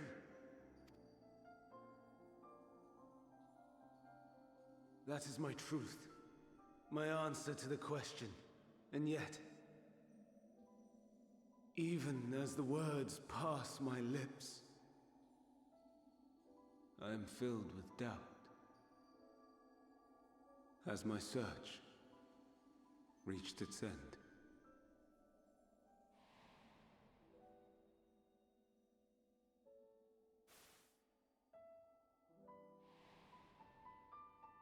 Was this the only way?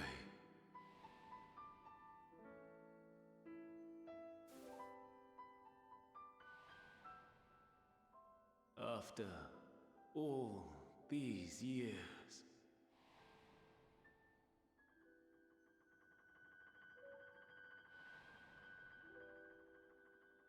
is this the answer I was hoping for?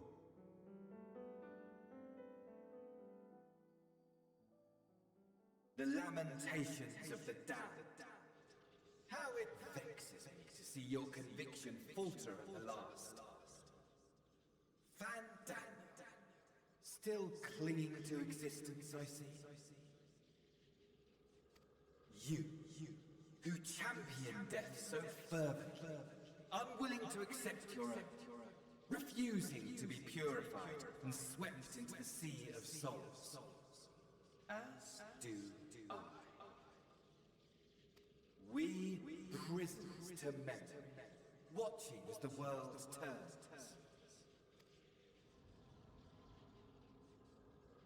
Though unlike me, you will be spared the ignominy of having your corpse made a puppet, dancing to another's tune. Is that Arsahi? How very astute. But let me be clear, I have not come to consort with the likes of you.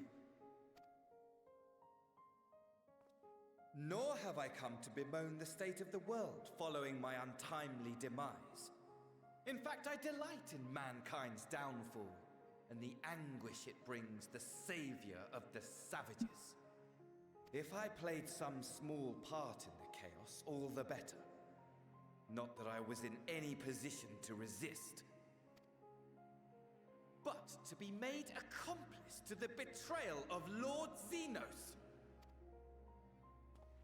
I would die 1,000 deaths to exact my vengeance.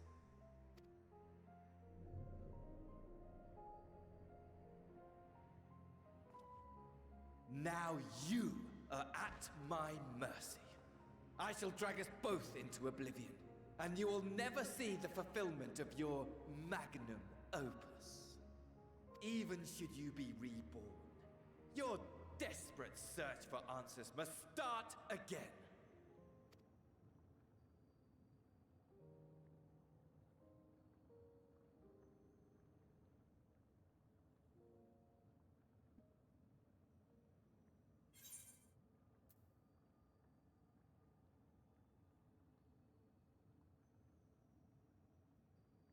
Next time we will find the answer together.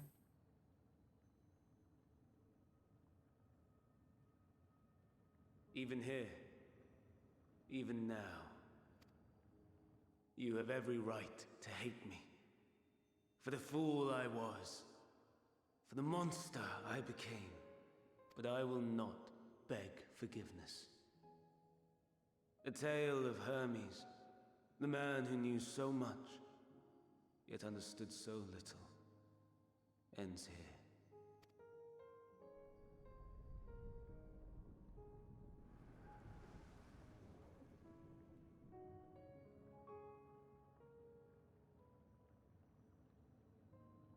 Don't try to follow me. I had more of you people than I could stomach in life. Never mind in death.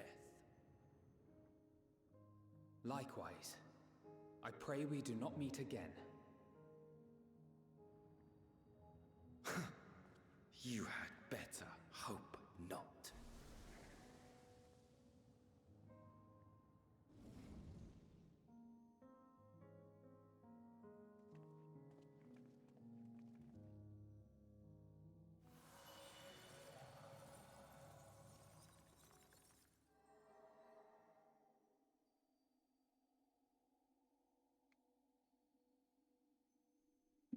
Come.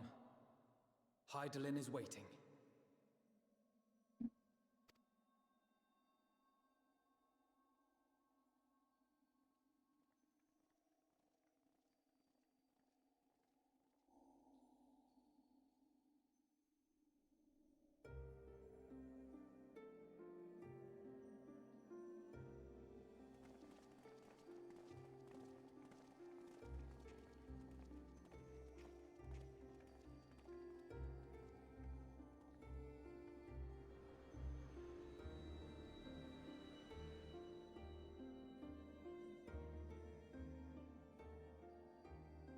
Brave travelers, I welcome you.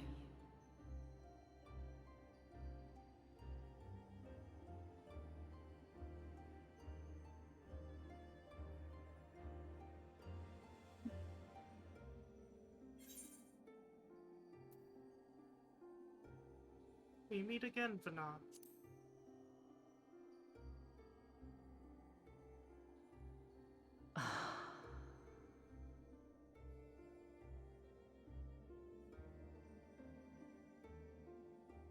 I see. Thou didst journey unto Elpis. And now, the rivers of time converge.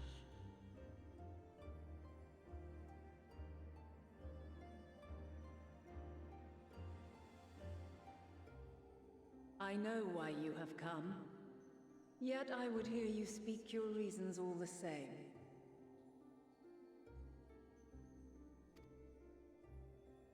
You created the moon to deliver mankind from the final days. But is that really how it has to end? We do not wish to abandon this world. We want to protect the source and all of its shards. To flee is but one of two paths. The other leadeth to Meteon, far beyond the stars, where she doth chant creation's requiem.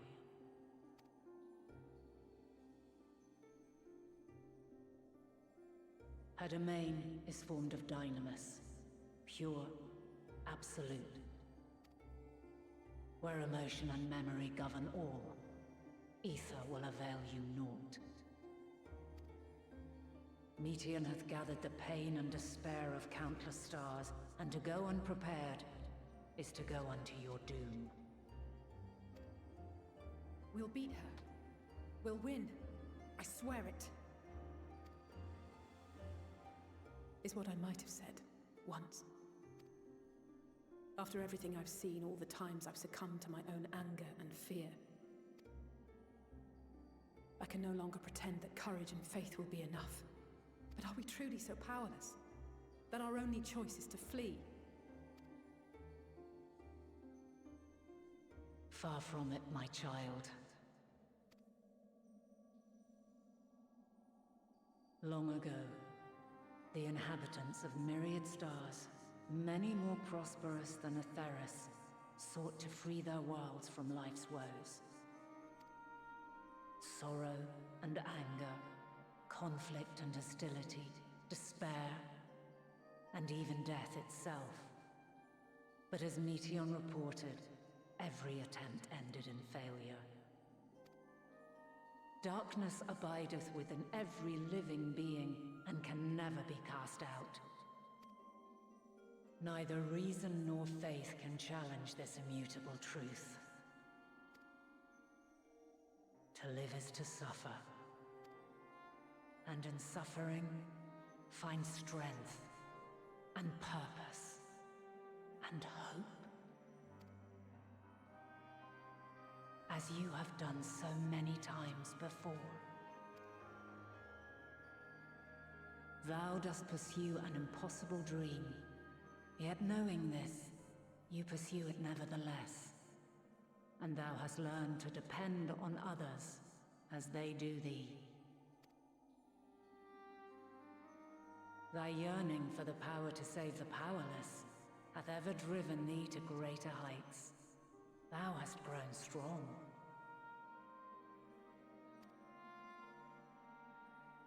Though those closest to thee no longer walketh by thy side, their love remaineth thy guiding light.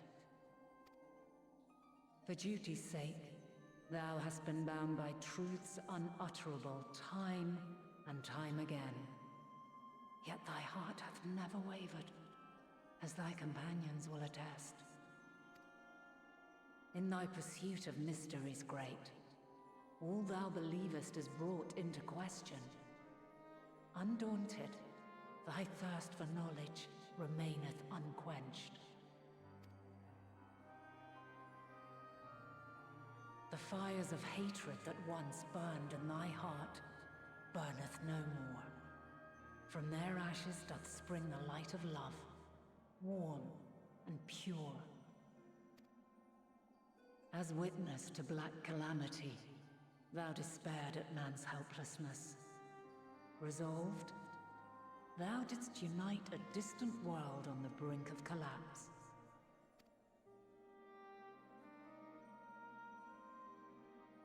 And thou, my champion, when all did seem lost, thou never abandoned hope. For every trial and every foe that did bar thy way, thou hast proven equal to the challenge, drawing courage from the many bonds forged on thy journey. You have all known despair, and though the end approacheth, you walk on, heads held high.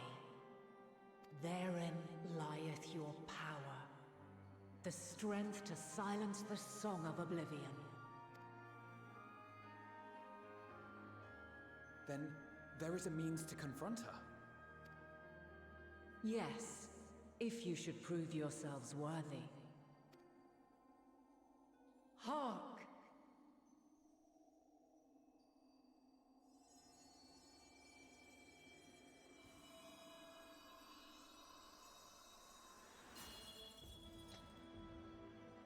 Nigh impossible is it to send mortals to the edge of the universe.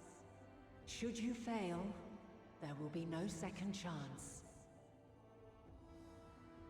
As the will of the star, I ask of you this. Do you possess the fortitude to stand firm when all around you doth crumble? Do you possess the faith to vanquish despair itself? Should you lack the strength to best a supreme deity, I cannot allow you to make the journey. You must leave this star and never return.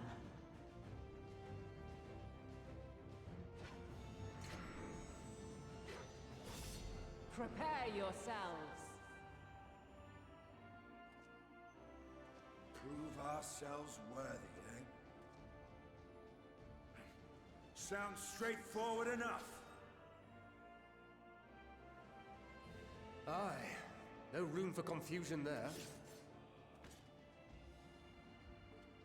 In any case, We've come too far to back down now. I am of the same mind. What power I have, I shall bring to bear. The three of you seem to be forgetting who we're up against. It's not every day we battle a divine being of untold power. Well, not quite every day. Do try not to get underfoot. Needless to say, there'll be no margin for error. Let us hold nothing back.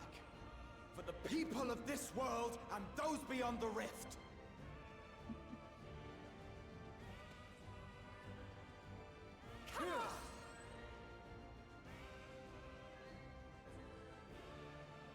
Alas, the question I posed to thee in Elpis hath remained unanswered these long years. I would hear thy response, warrior of light. Shouldst thou emerge victorious?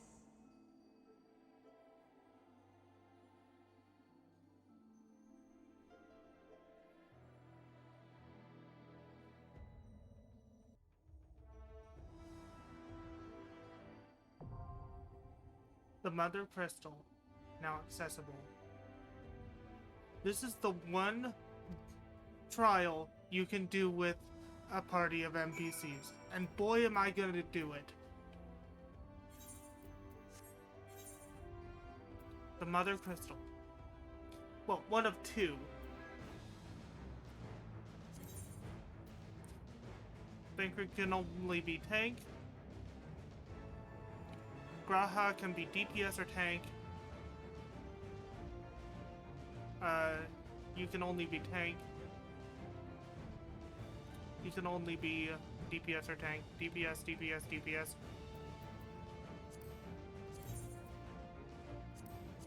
Our fates are not yet sealed. Right then. Our fates are not yet sealed. So if I am a tank, that's their arrangement. How about if I switch to healer? Just to test?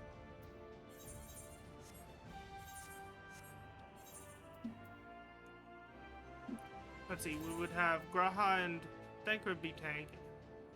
You two be you be a healer. You would be together we shall overcome this. A Lord Lothmaker, which is a variant on Arcanist.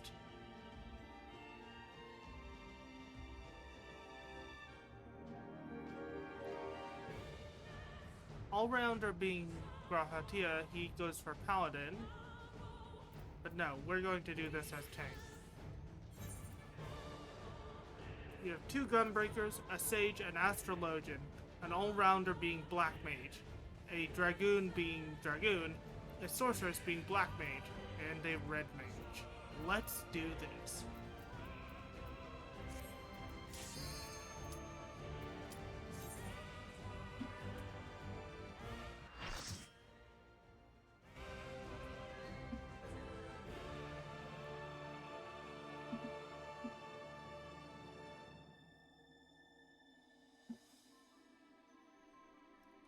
Question mark, question mark, question mark. The Mother Crystal.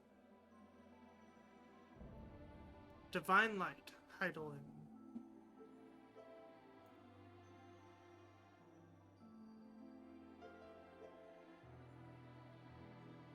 I, the last of my kind, shall test thee. Come, prove thy worth.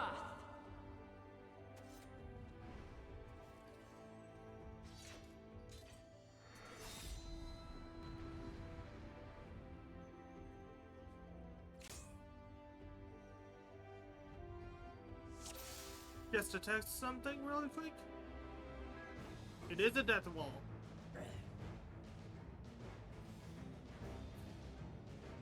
So if we touch the wall, we will die. Okay.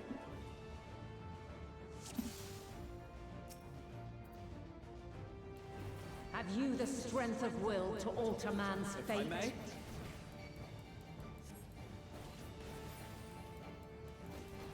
Gloves are off. You're mine! A change of arms. May the test continue.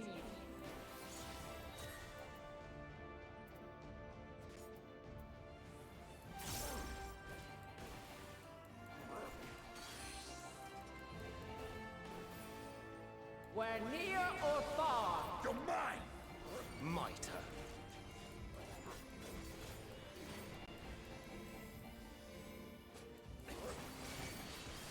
That's a tank And now stack, this. but the tank did not stack on me.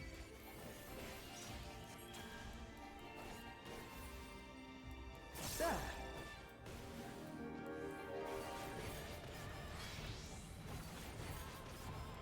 I have you now. Light unyielding. I will not hold back.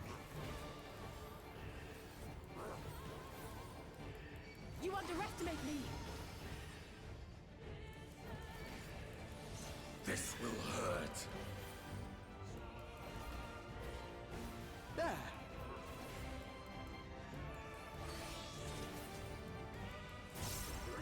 By blade. I'm fine.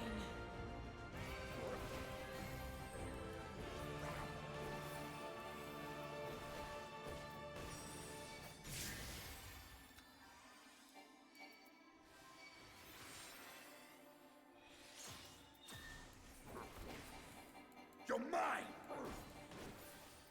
Make ready!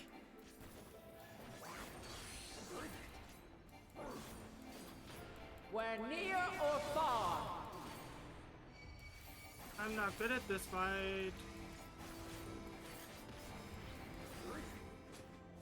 Thank you, Thancred.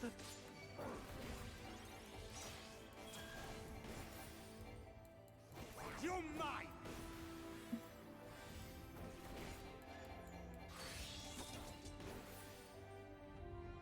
By blade.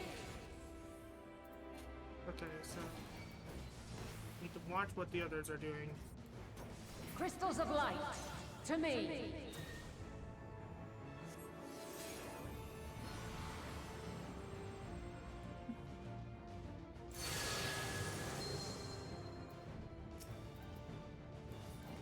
Here. Make ready! The song of creation's end. Feel. Together we shall overcome this. The sorrow at hope's demise. Think.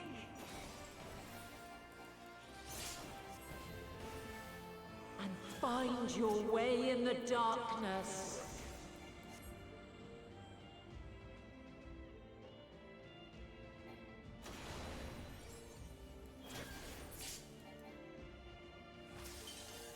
If I may?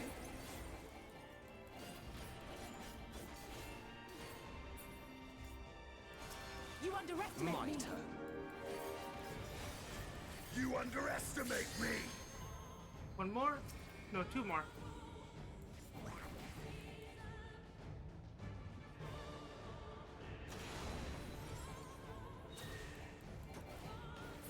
Be gone!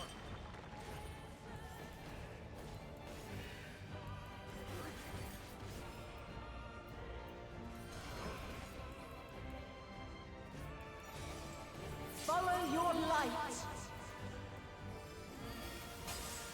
Or fly, my children, and never look back.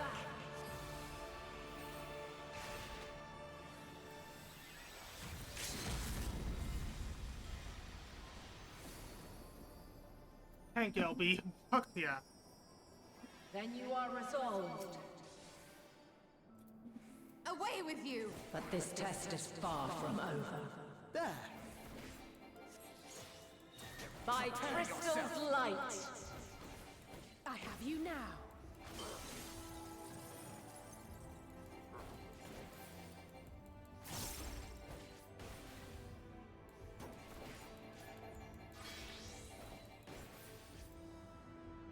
Light unyielding.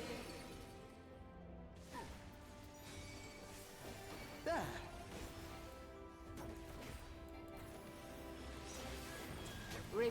Vengeance eternal.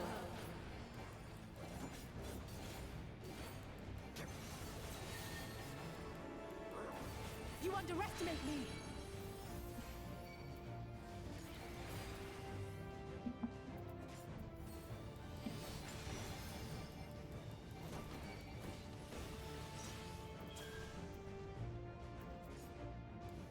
Come on.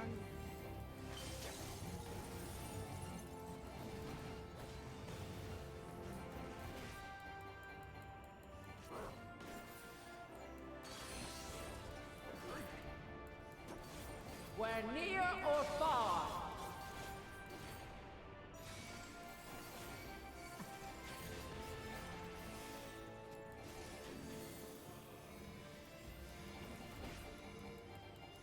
You underestimate me!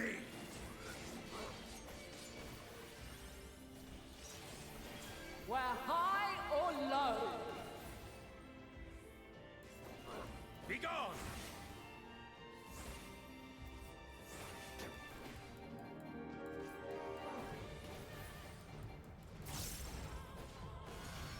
Raptors are gonna come back.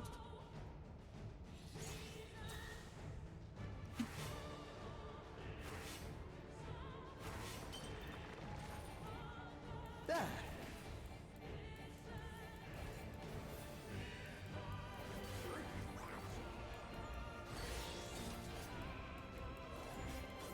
By blade.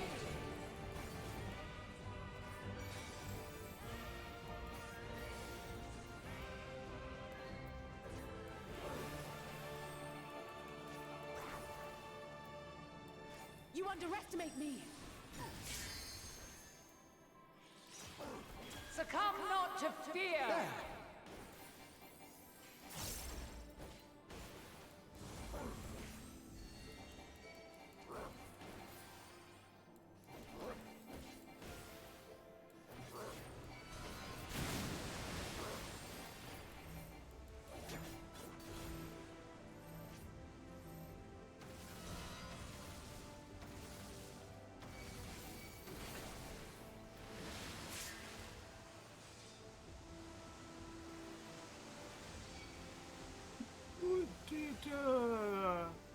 You underestimate me! Try and stop! This bodeth ill.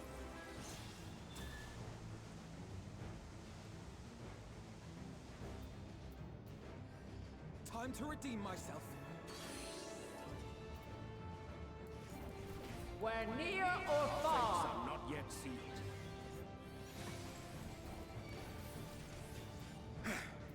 Back to the fray! I owe you one.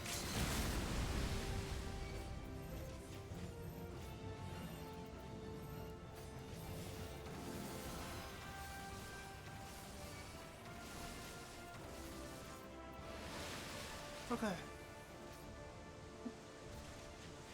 Need to avoid the waves.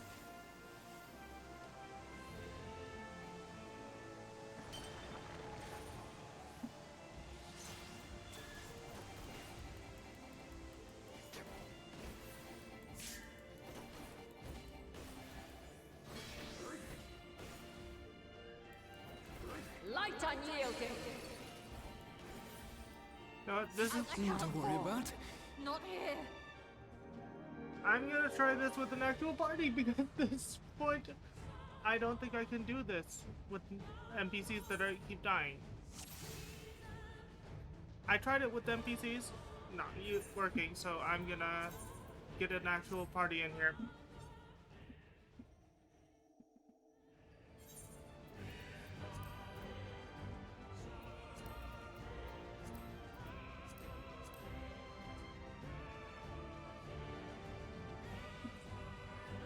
Yeah, that would be nice. Hold on a sec. Well, I'm gonna go see it. I'm gonna go take my meds, and you can log on while I'm doing that.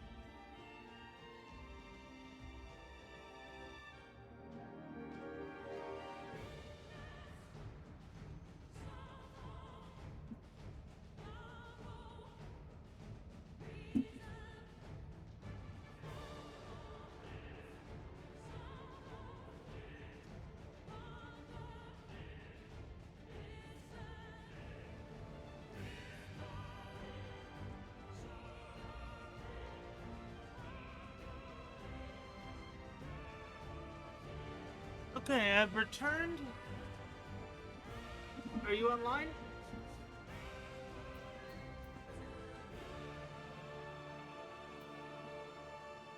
It was fun. Friends.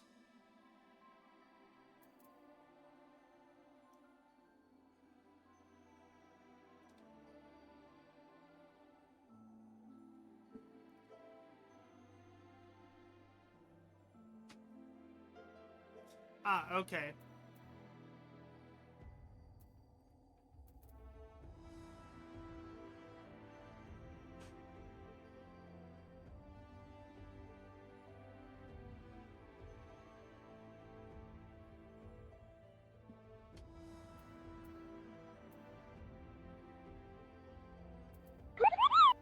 Kupo!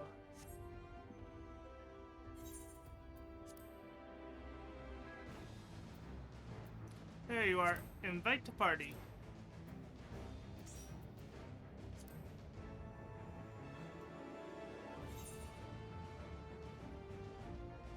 I don't think you can do this as level 78.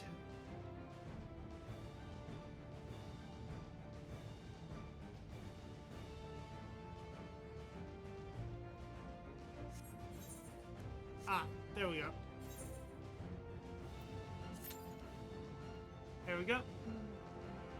And while we're here, we're gonna take some screenshots.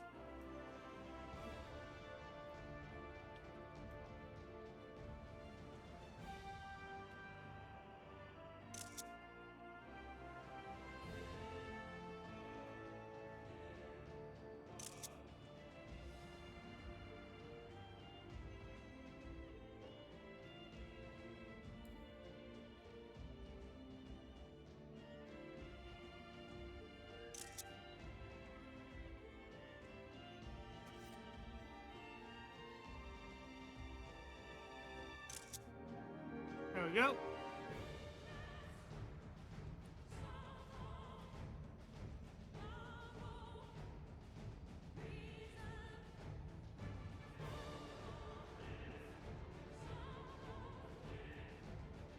Yeah, I found that weird as well, but I'm wondering why that happened.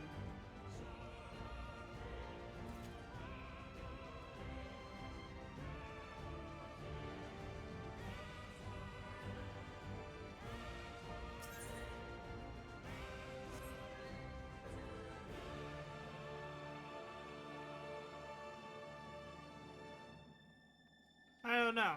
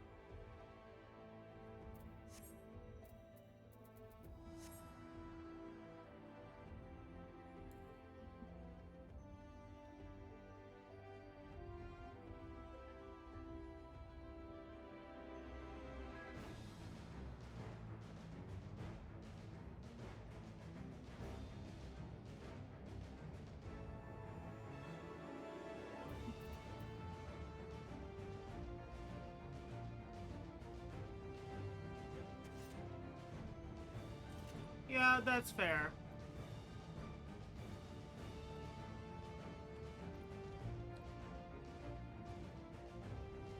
Or or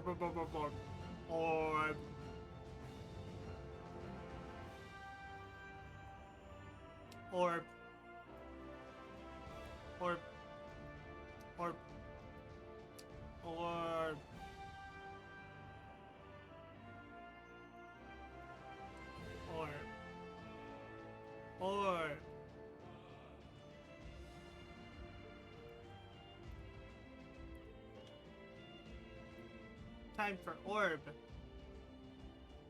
Orb.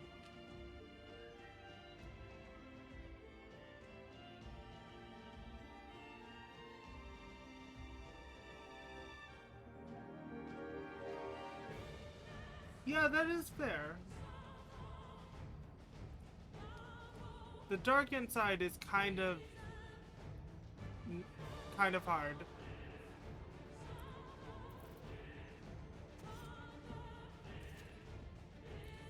Even though this is meant to be the final test of if you're ready to face Medion. It's not as hard as the dark inside. Then again, Heidelin here isn't trying to kill you, while the dark inside character was.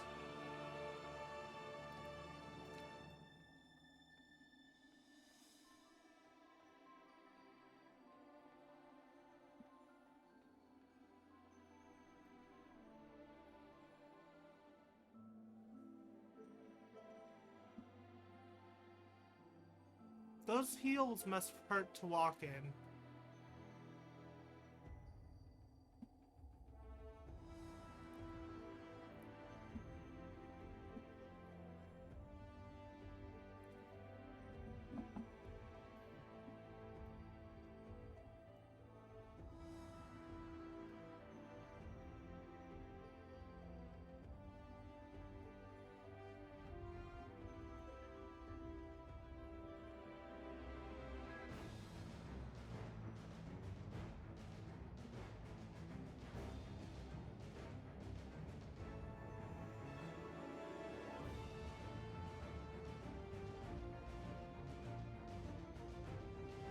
Yeah, that's fair.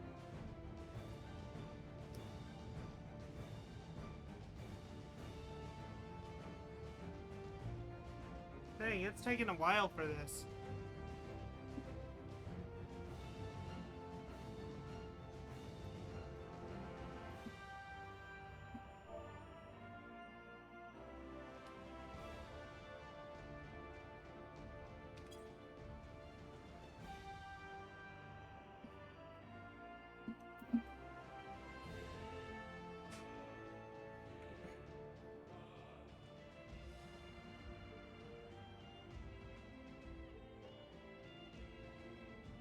That could work.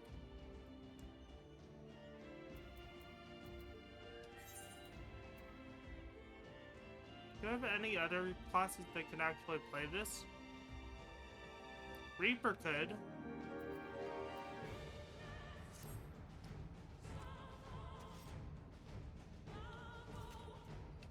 Hold on, let me check something.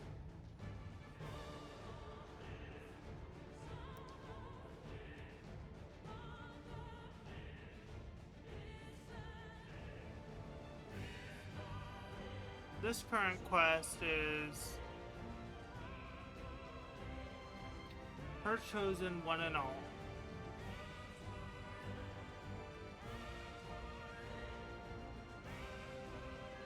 I have a fair. This is only the first 89 quest.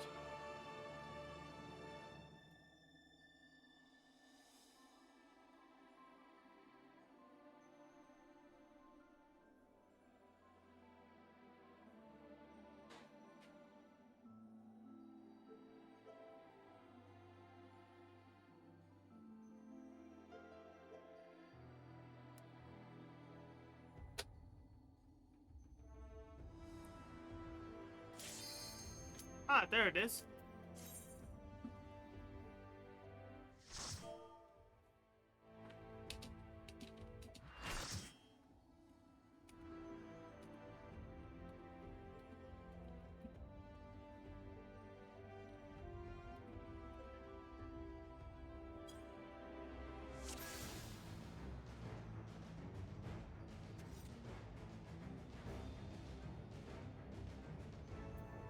Have you the strength of will to alter man's fate?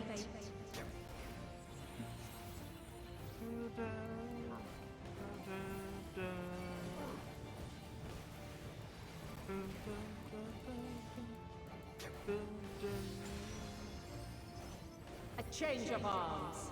May the test continue. Oh, I see we have a paladin. Because I saw the Confiteor combo.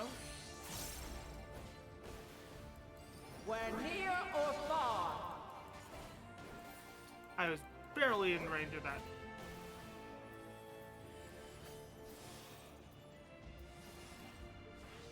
And now this!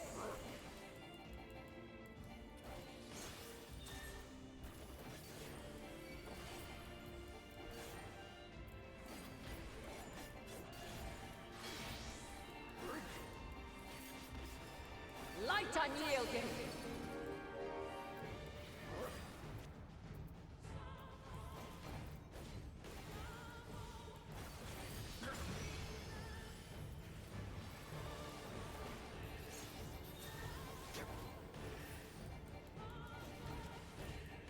Let's go.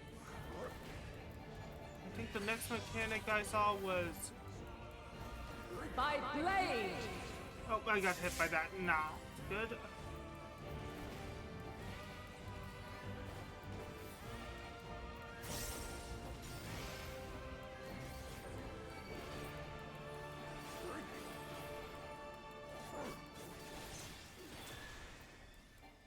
I see we have Red Mage.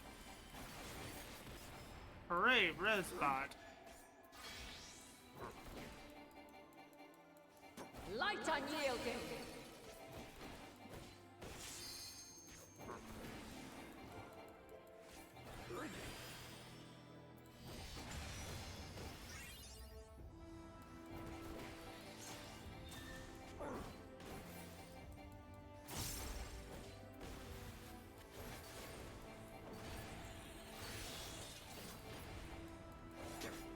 By blade!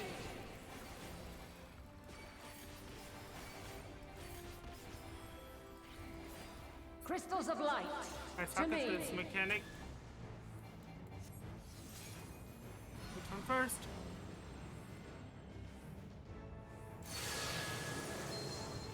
Looks like we're going for Earth first. Here.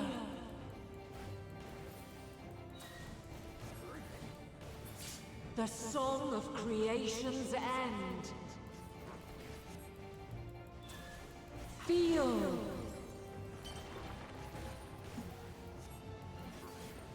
The sorrow at hope's demise. Think.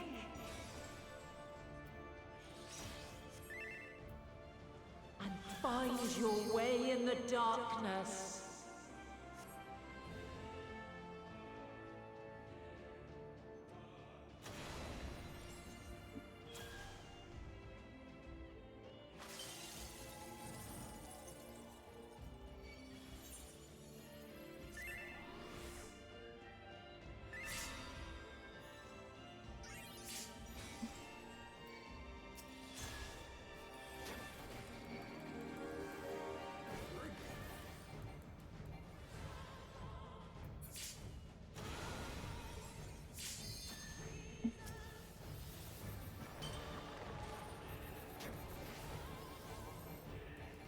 Follow your light. Or fly, my children, and never look back.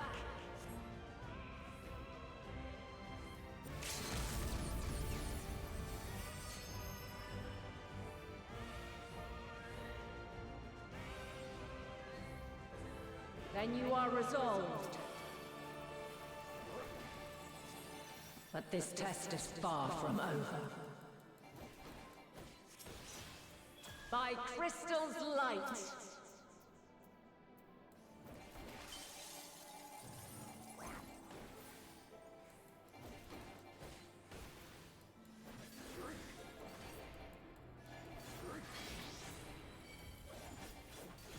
Stabs. Light unyielding.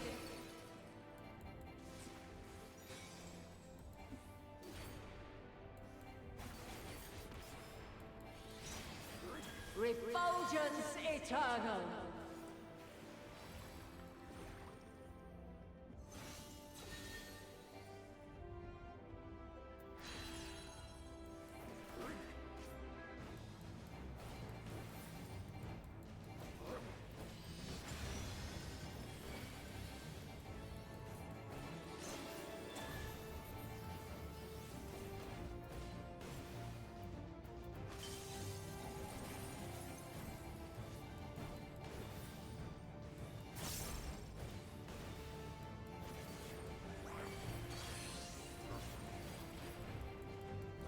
Where near or far.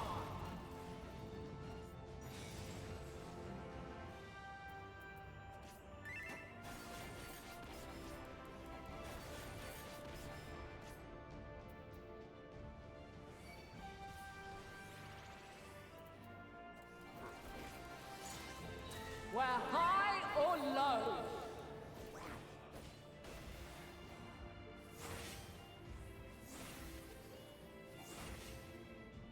Okay, so this one's gonna be last.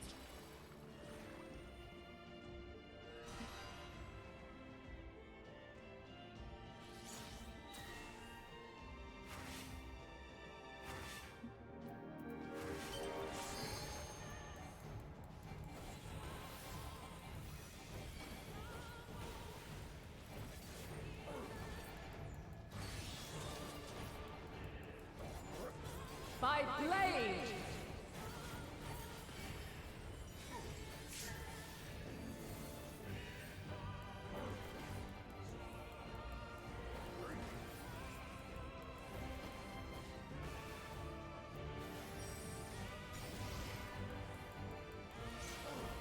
Succumb not to fear!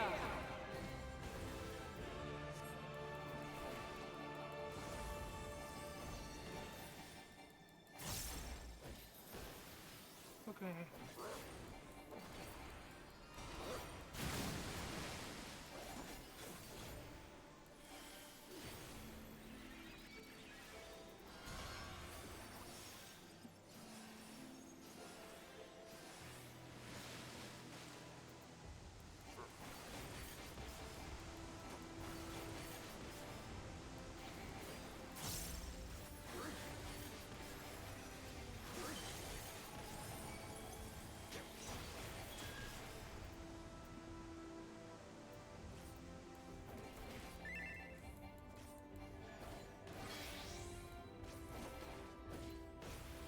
Light unyielding!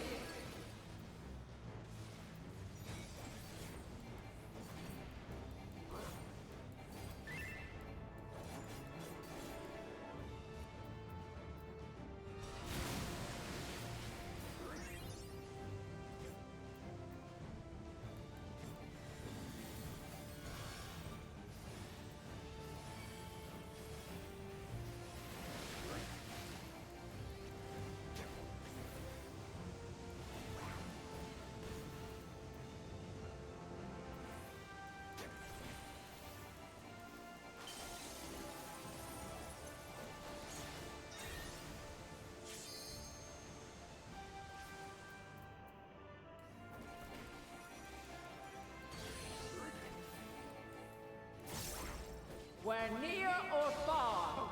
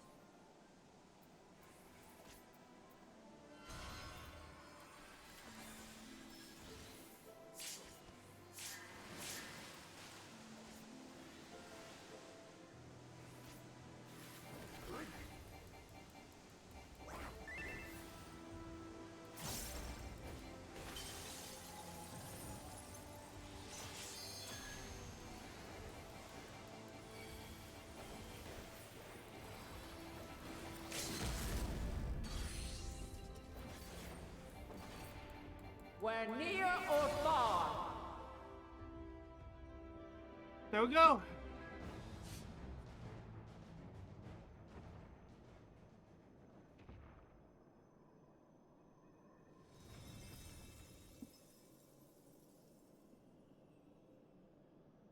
At last, man has the strength to.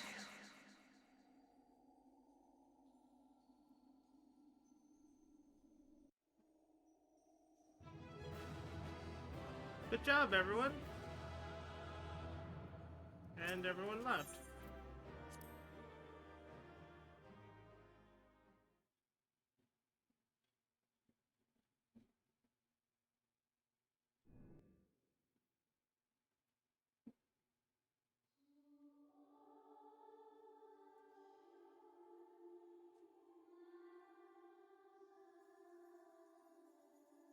No! This can't be happening!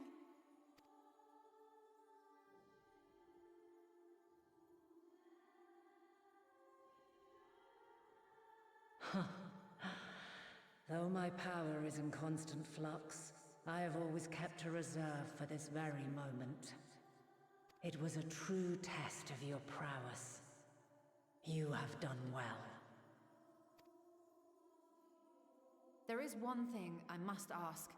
By sundering the world into 14 shards, the ether of all living beings too was divided. This reduction would in theory allow us to more easily interact with Dynamis.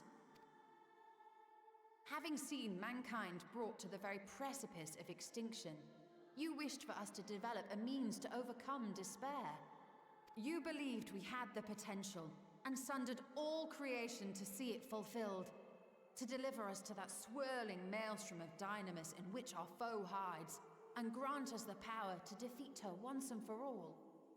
Is this not true? It is as thou sayest. 'Twas the trial to which I subjected mankind, and it hath led to untold bloodshed and suffering. There was no kindness, nor justice in the tragedy I wrought. When confronted with the almighty Zodiac, my only recourse was rend him and the world asunder, that his power be diminished for a time. And so it came to pass. Now you, my chosen, have surpassed my expectations, surpassed me. I entrust the fate of the universe unto you.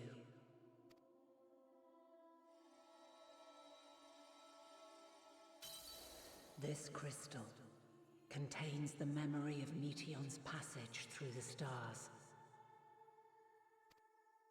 Deliver it unto the Loporrits.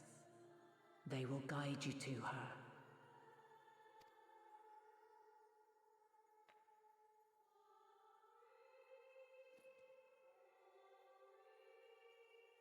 Though they may be capable of crossing great distances, there is a vast difference between traveling to the moon and the furthermost reaches of the great expanse. And unlike Meteion, we cannot simply soar on waves of Dynamis to our destination. Indeed. To make such a journey would require an astronomical amount of ether. But a solution lieth close at hand.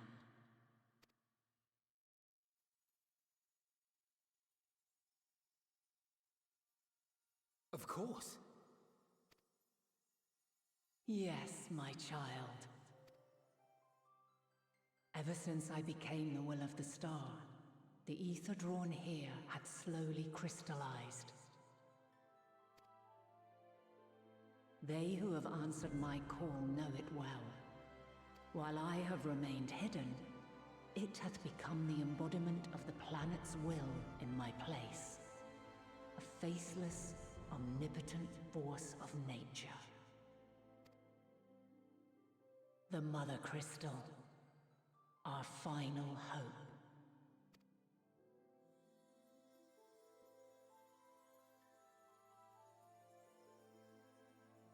Alas, I can do no more. The fulfillment of this task doth fall to you, my chosen. Now, heed these words. Darkness and light, despair and hope. As goeth one, so goeth the other. Become light, become hope.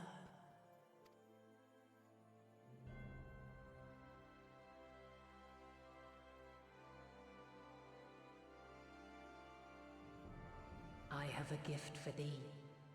Come closer.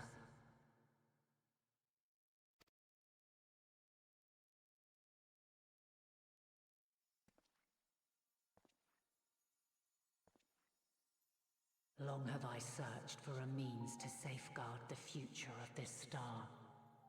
Though I knew failure after failure, by recalling thy tales and my promise to thee, I found the strength to carry on. Though the world is ever changing, thy thirst for adventure hath never waned. Thine unshakable resolve never ceases to amaze, to inspire. As a mark of my gratitude, I bestow this final gift. Thou dost possess the Crystal of Azum, yes?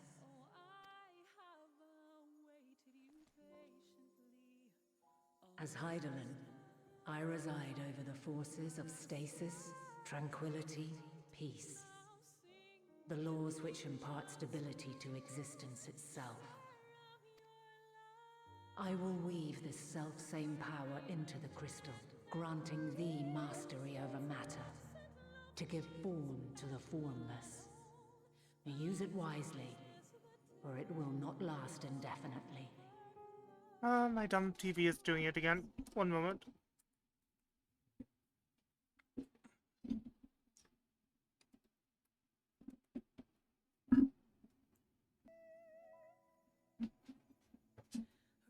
As thou hast seen on thy journey through the ethereal sea, souls are drawn to thee. Mayhap this trait will prove to be a boon rather than a hindrance.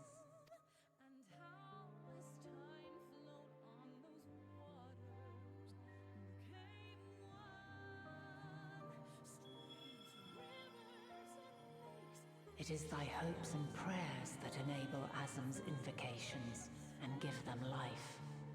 So keep them close. But pray, remember this. When the way forward is hidden, even from the mind's eye, look not to the invocation, but within yourself.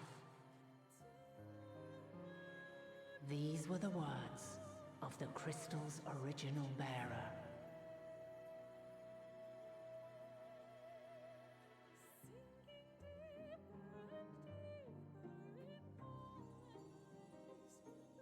With that, my work is finished.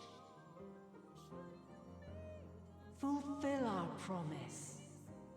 Right the wrongs committed when the world was yet whole. Silence the song of oblivion.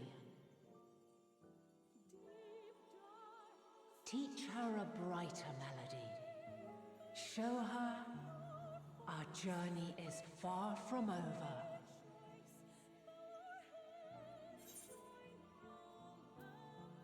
We will find a way, Vana.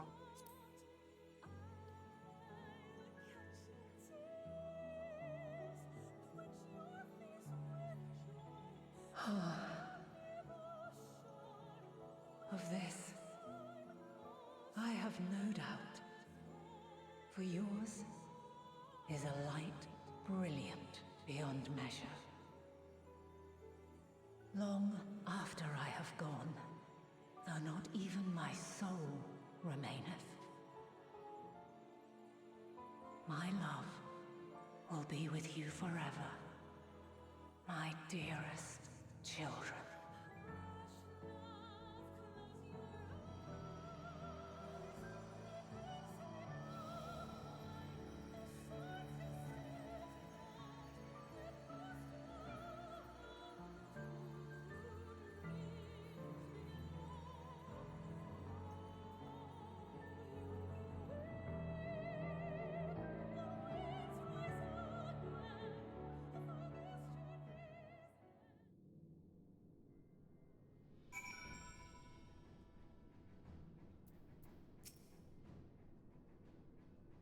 She and Heidelin were two of a kind, weren't they? Full of love for the star and its people, always holding to hope for the future. She has given us all she can. We must share what we know with Father and the Lawbirds at once, that it not go to waste. Mage, did you meet Heidelin? Pray tell, how is she? Thank goodness, I never would have forgiven myself had any of you come to harm. For far be it from me to refuse Heidelin's words, yet even if her actions were neither kind nor just, we can yet give them a nobler meaning. We can make her faith the salvation of mankind. If Dynamis is ruled by emotion, perhaps prayer has some tangible results more tangible results than I suspect, albeit one that are not always obvious to us. In which case, we may hope that Heidelin's wishes continue to move the hearts of men as they set forth time and time again. A bit small for a welcome party, but I've never been one for crowds. I will keep Heidelin's words in my heart, as talisman and lodestone both. I will talk to you. 'Tis fortunate that Fortunate has kept living way abreast of our progress. We require the Lawbirds' aid more than ever.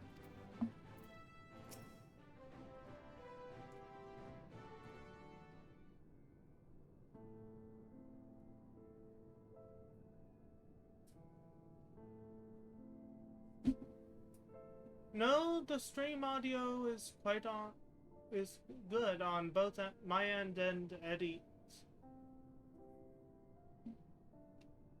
I'm glad to see you well, though we could roughly space your souls deep as you went. Place your souls. We could neither see nor hear you. The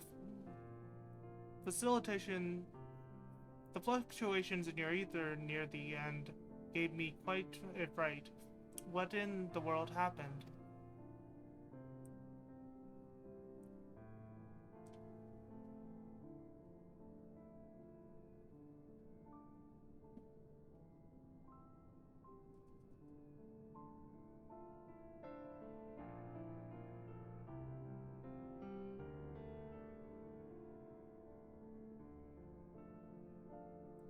You mean to say Heidelin is...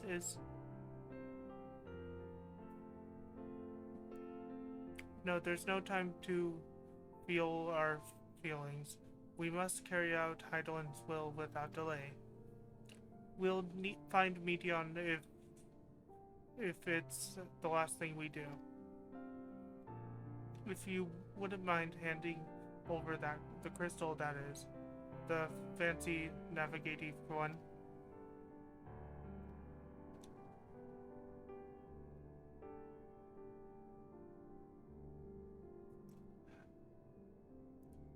To the edge of the universe where we're categorized, where congregates despair of countless stars. You are determined to see this through? We are. Should words fail us, we will fight to the bitter end.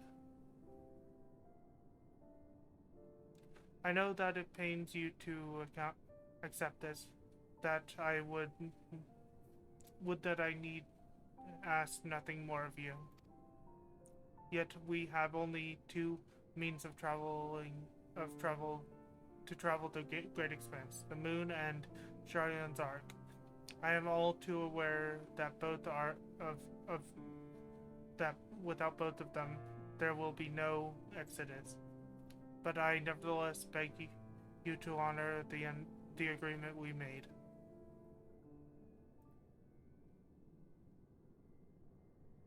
The forum's decision will be honored. You have earned the right to use the ship as you see fit, and I could not rescind it if I wanted to. As it happens, I do not, and I would do all within my power to aid your cause.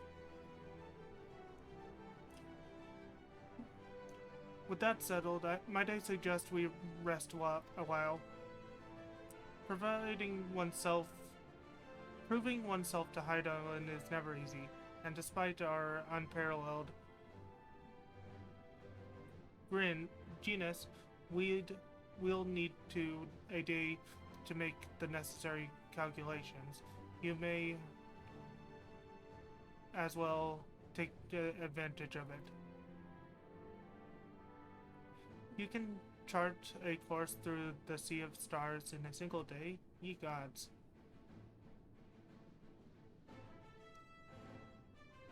Shall we head above ground for some fresh air, then? And perhaps a nap?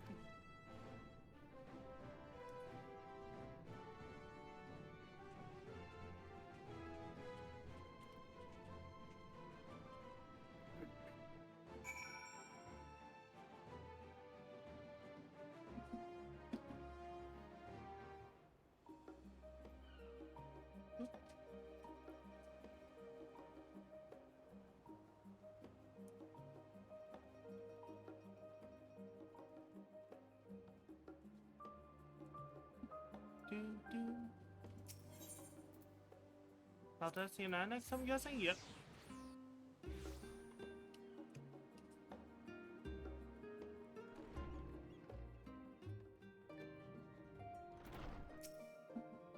I've been expecting you. I heard about your foray into the ethereal sea. The students have ventured far and wide, but never quite so deep as that. Are you experiencing any after effects from your prolonged exposure? Nausea, dizziness, hauntings? Well, have a pleasant sleep, and if you do experience any unusual phenomena, please let me know. I shall add it to our records.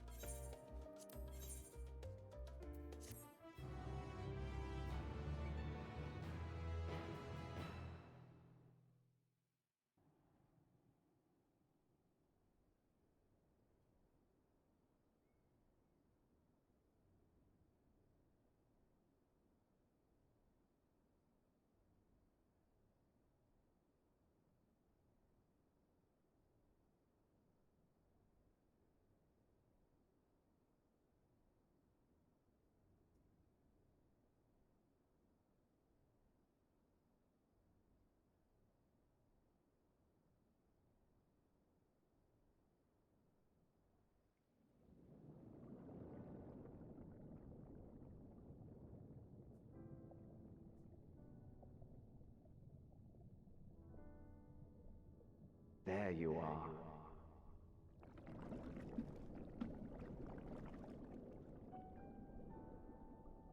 Some time, indeed, yes. For you, at least.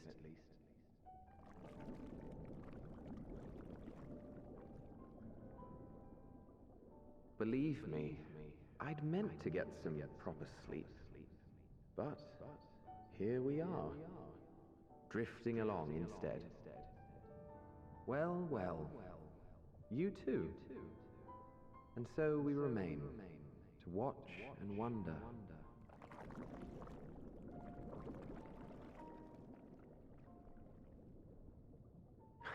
Yes, indeed.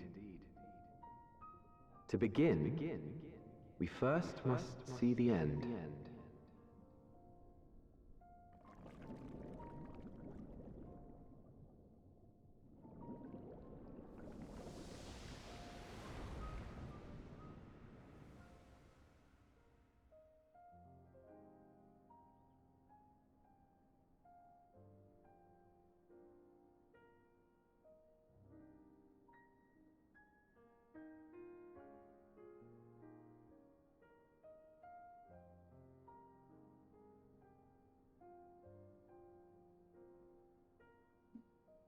I have a feeling I know whose voice that was.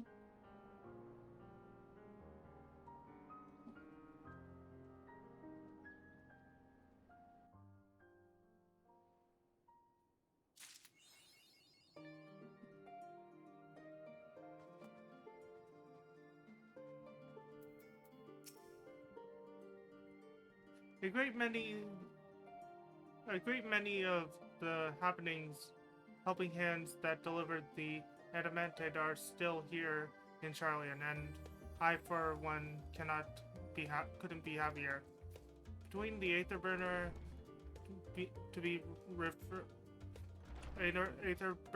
refurbished, and the supplies to be transported, and the materials to be prepared, we need all the assistance we can get. Even Lord Manelaine has been doing his part, albeit at a snail's pace. Still, it's the thought that counts, and a bit more effort won't go amiss.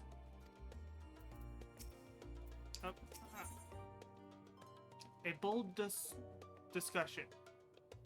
Kryle has urgent news. Wolf Mage, I trust you have had good rest. An envoy from Master Fortunax arrived not long ago with a message. The Loppers have determined Meteon's location. We've been asked to gather at the Rasta. I'll meet you there along with the others.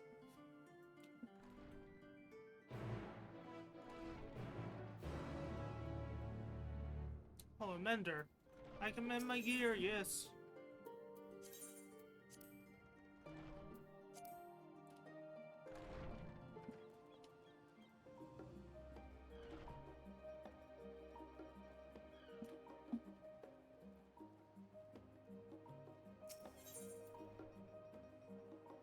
Let's see, the Rasta.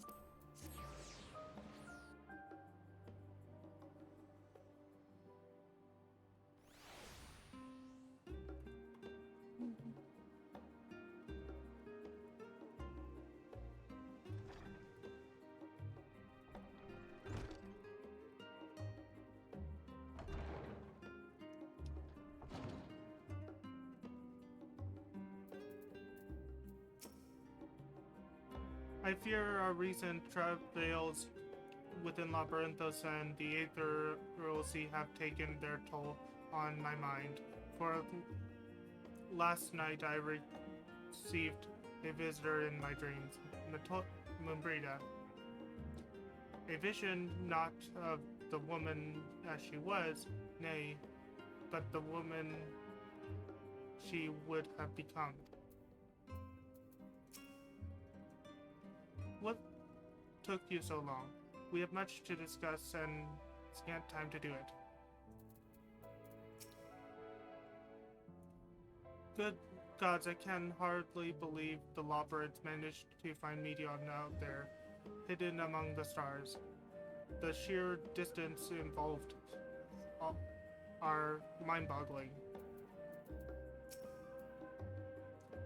Before coming, I thought to inquire after our comrades abroad. It seems that the effects of the final days have been observed further and further north of Gallermold. For a blessing, those regions are largely uninhabited, but in any event, we mustn't misinterpret this as a geological spread. there is no telling where in the world the phenomenon will strike next, unfortunately. Hydaelyn, the heart of the star, is gone, and yet, on the morrow, the sun will rise, life will go on. When I look upon Charlian and its idealistic surrounds, there are moments when her absence feels unreal, as do the final days. Would that it were so. Not feeling any ill effects of the anti-scope, are you? After playing test subject for those new Aetherites, even the mention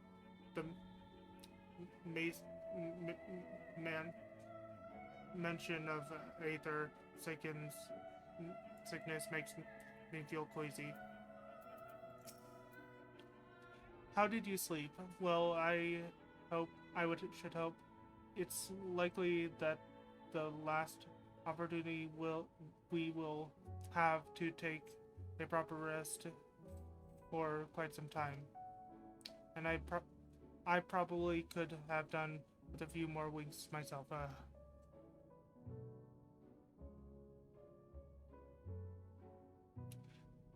The thought of what's to come was keeping me awake, you see. So I thought to do a bit of research, hoping I might eventually feel weary enough to doze off. But before I realized it was already morning. No need to scold me. I already regret it, and I will probably feel that regret more keenly as the day wears on. Since the final days first manifested, we've been tested as never before, even more so in your case. Nevertheless, our work is far from over. We can't afford to falter now, not when the end is in sight. While the form is not here in its entirety to brood and glare at us, Master Bernier's presence alone is enough to put me on edge. If you would know the reason for this assembly, you'd better ask Master Levier.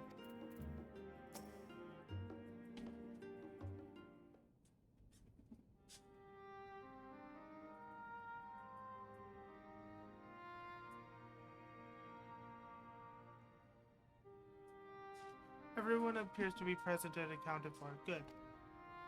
As you know, the Loporrits have deduced the whereabouts of Medium by means of the crystal bequeathed to us by Hydaelyn herself. Your quarry's location is a place far beyond the moon, in the furthest reaches of the Sea of Stars, at the edge of the creation.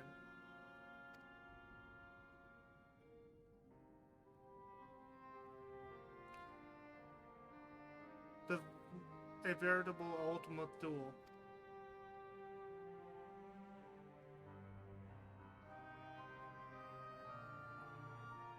Indeed, how then are we to reach it?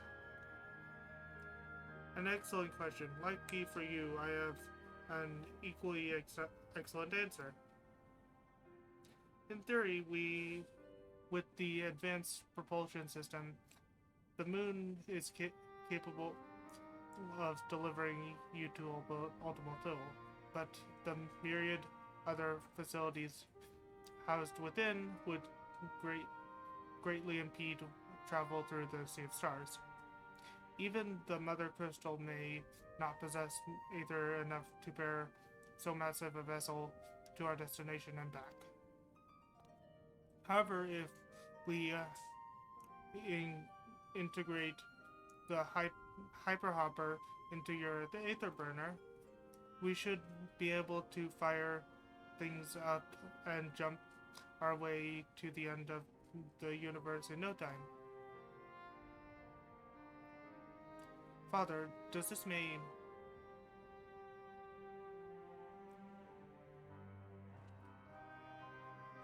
Bear in mind, this decision was not made solely at my discretion, but with the consent of the Forum. Hearing the Loppert's proposal, the Forum was faced with a grave decision.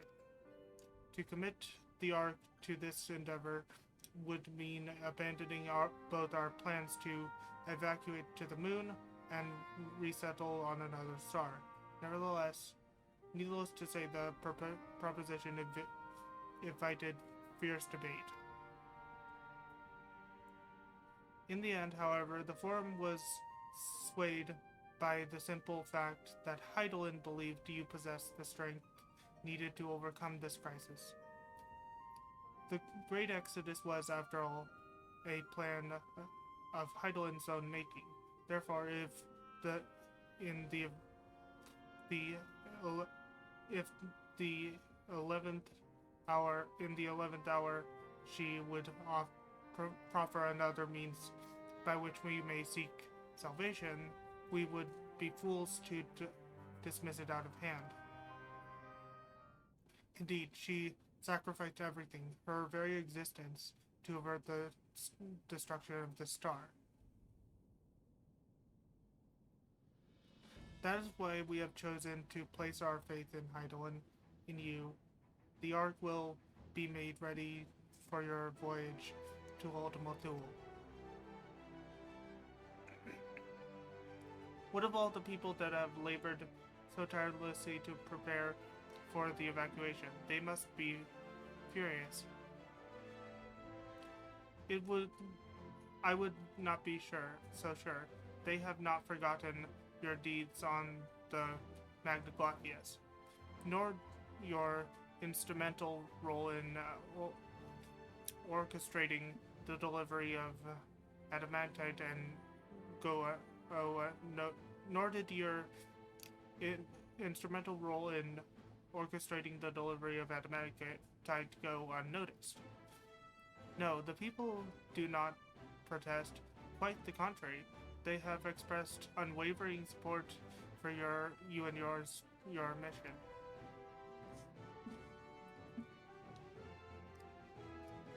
Are the Lopperts too willing to abandon the Exodus?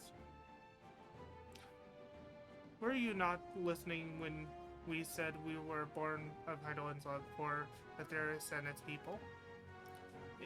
If it means your survival, we would do anything to help. And you most certainly have need of our expertise where you're going. There's no guarantee Ultima Thule is a place that supports life. In other words, vexing problem our know-how can remedy. Besides, Hydaelyn's chosen us to lead the way to Medion. Why else would she give you a crystal only we could decipher?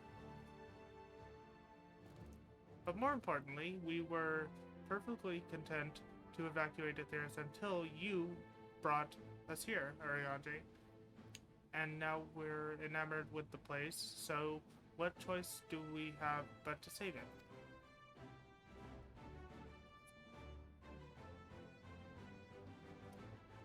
Of course, none of this is possible without you and the Scions, so I must ask, are you certain you wish to do this?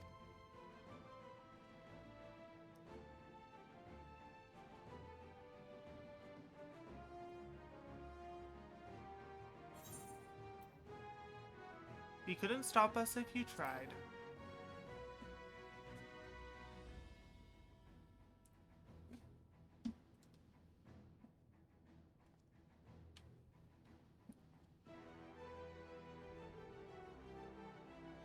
Very well, we shall inform the Forum of your decision, and begin preparations to bolster the Ark with the Hyperhopper?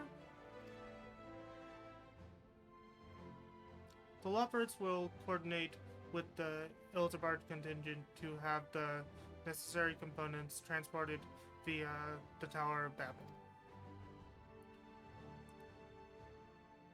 Of course, it will take time until the work is complete.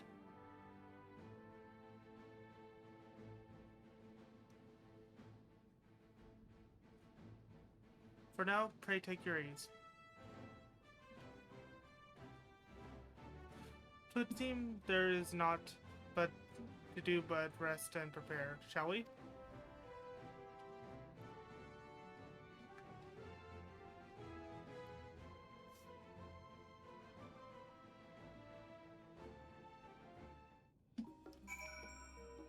And I think this is a good place for us to stop the stream for today. We achieved the unthinkable. We defeated Heidelin and ventured into the ethereal sea. And yeah, we have succeeded where so many failed. I hope you guys enjoyed my stream. I hope you guys stop by again. Until next time, I've been Wolfmage 1011. I'll see you guys then. Bye!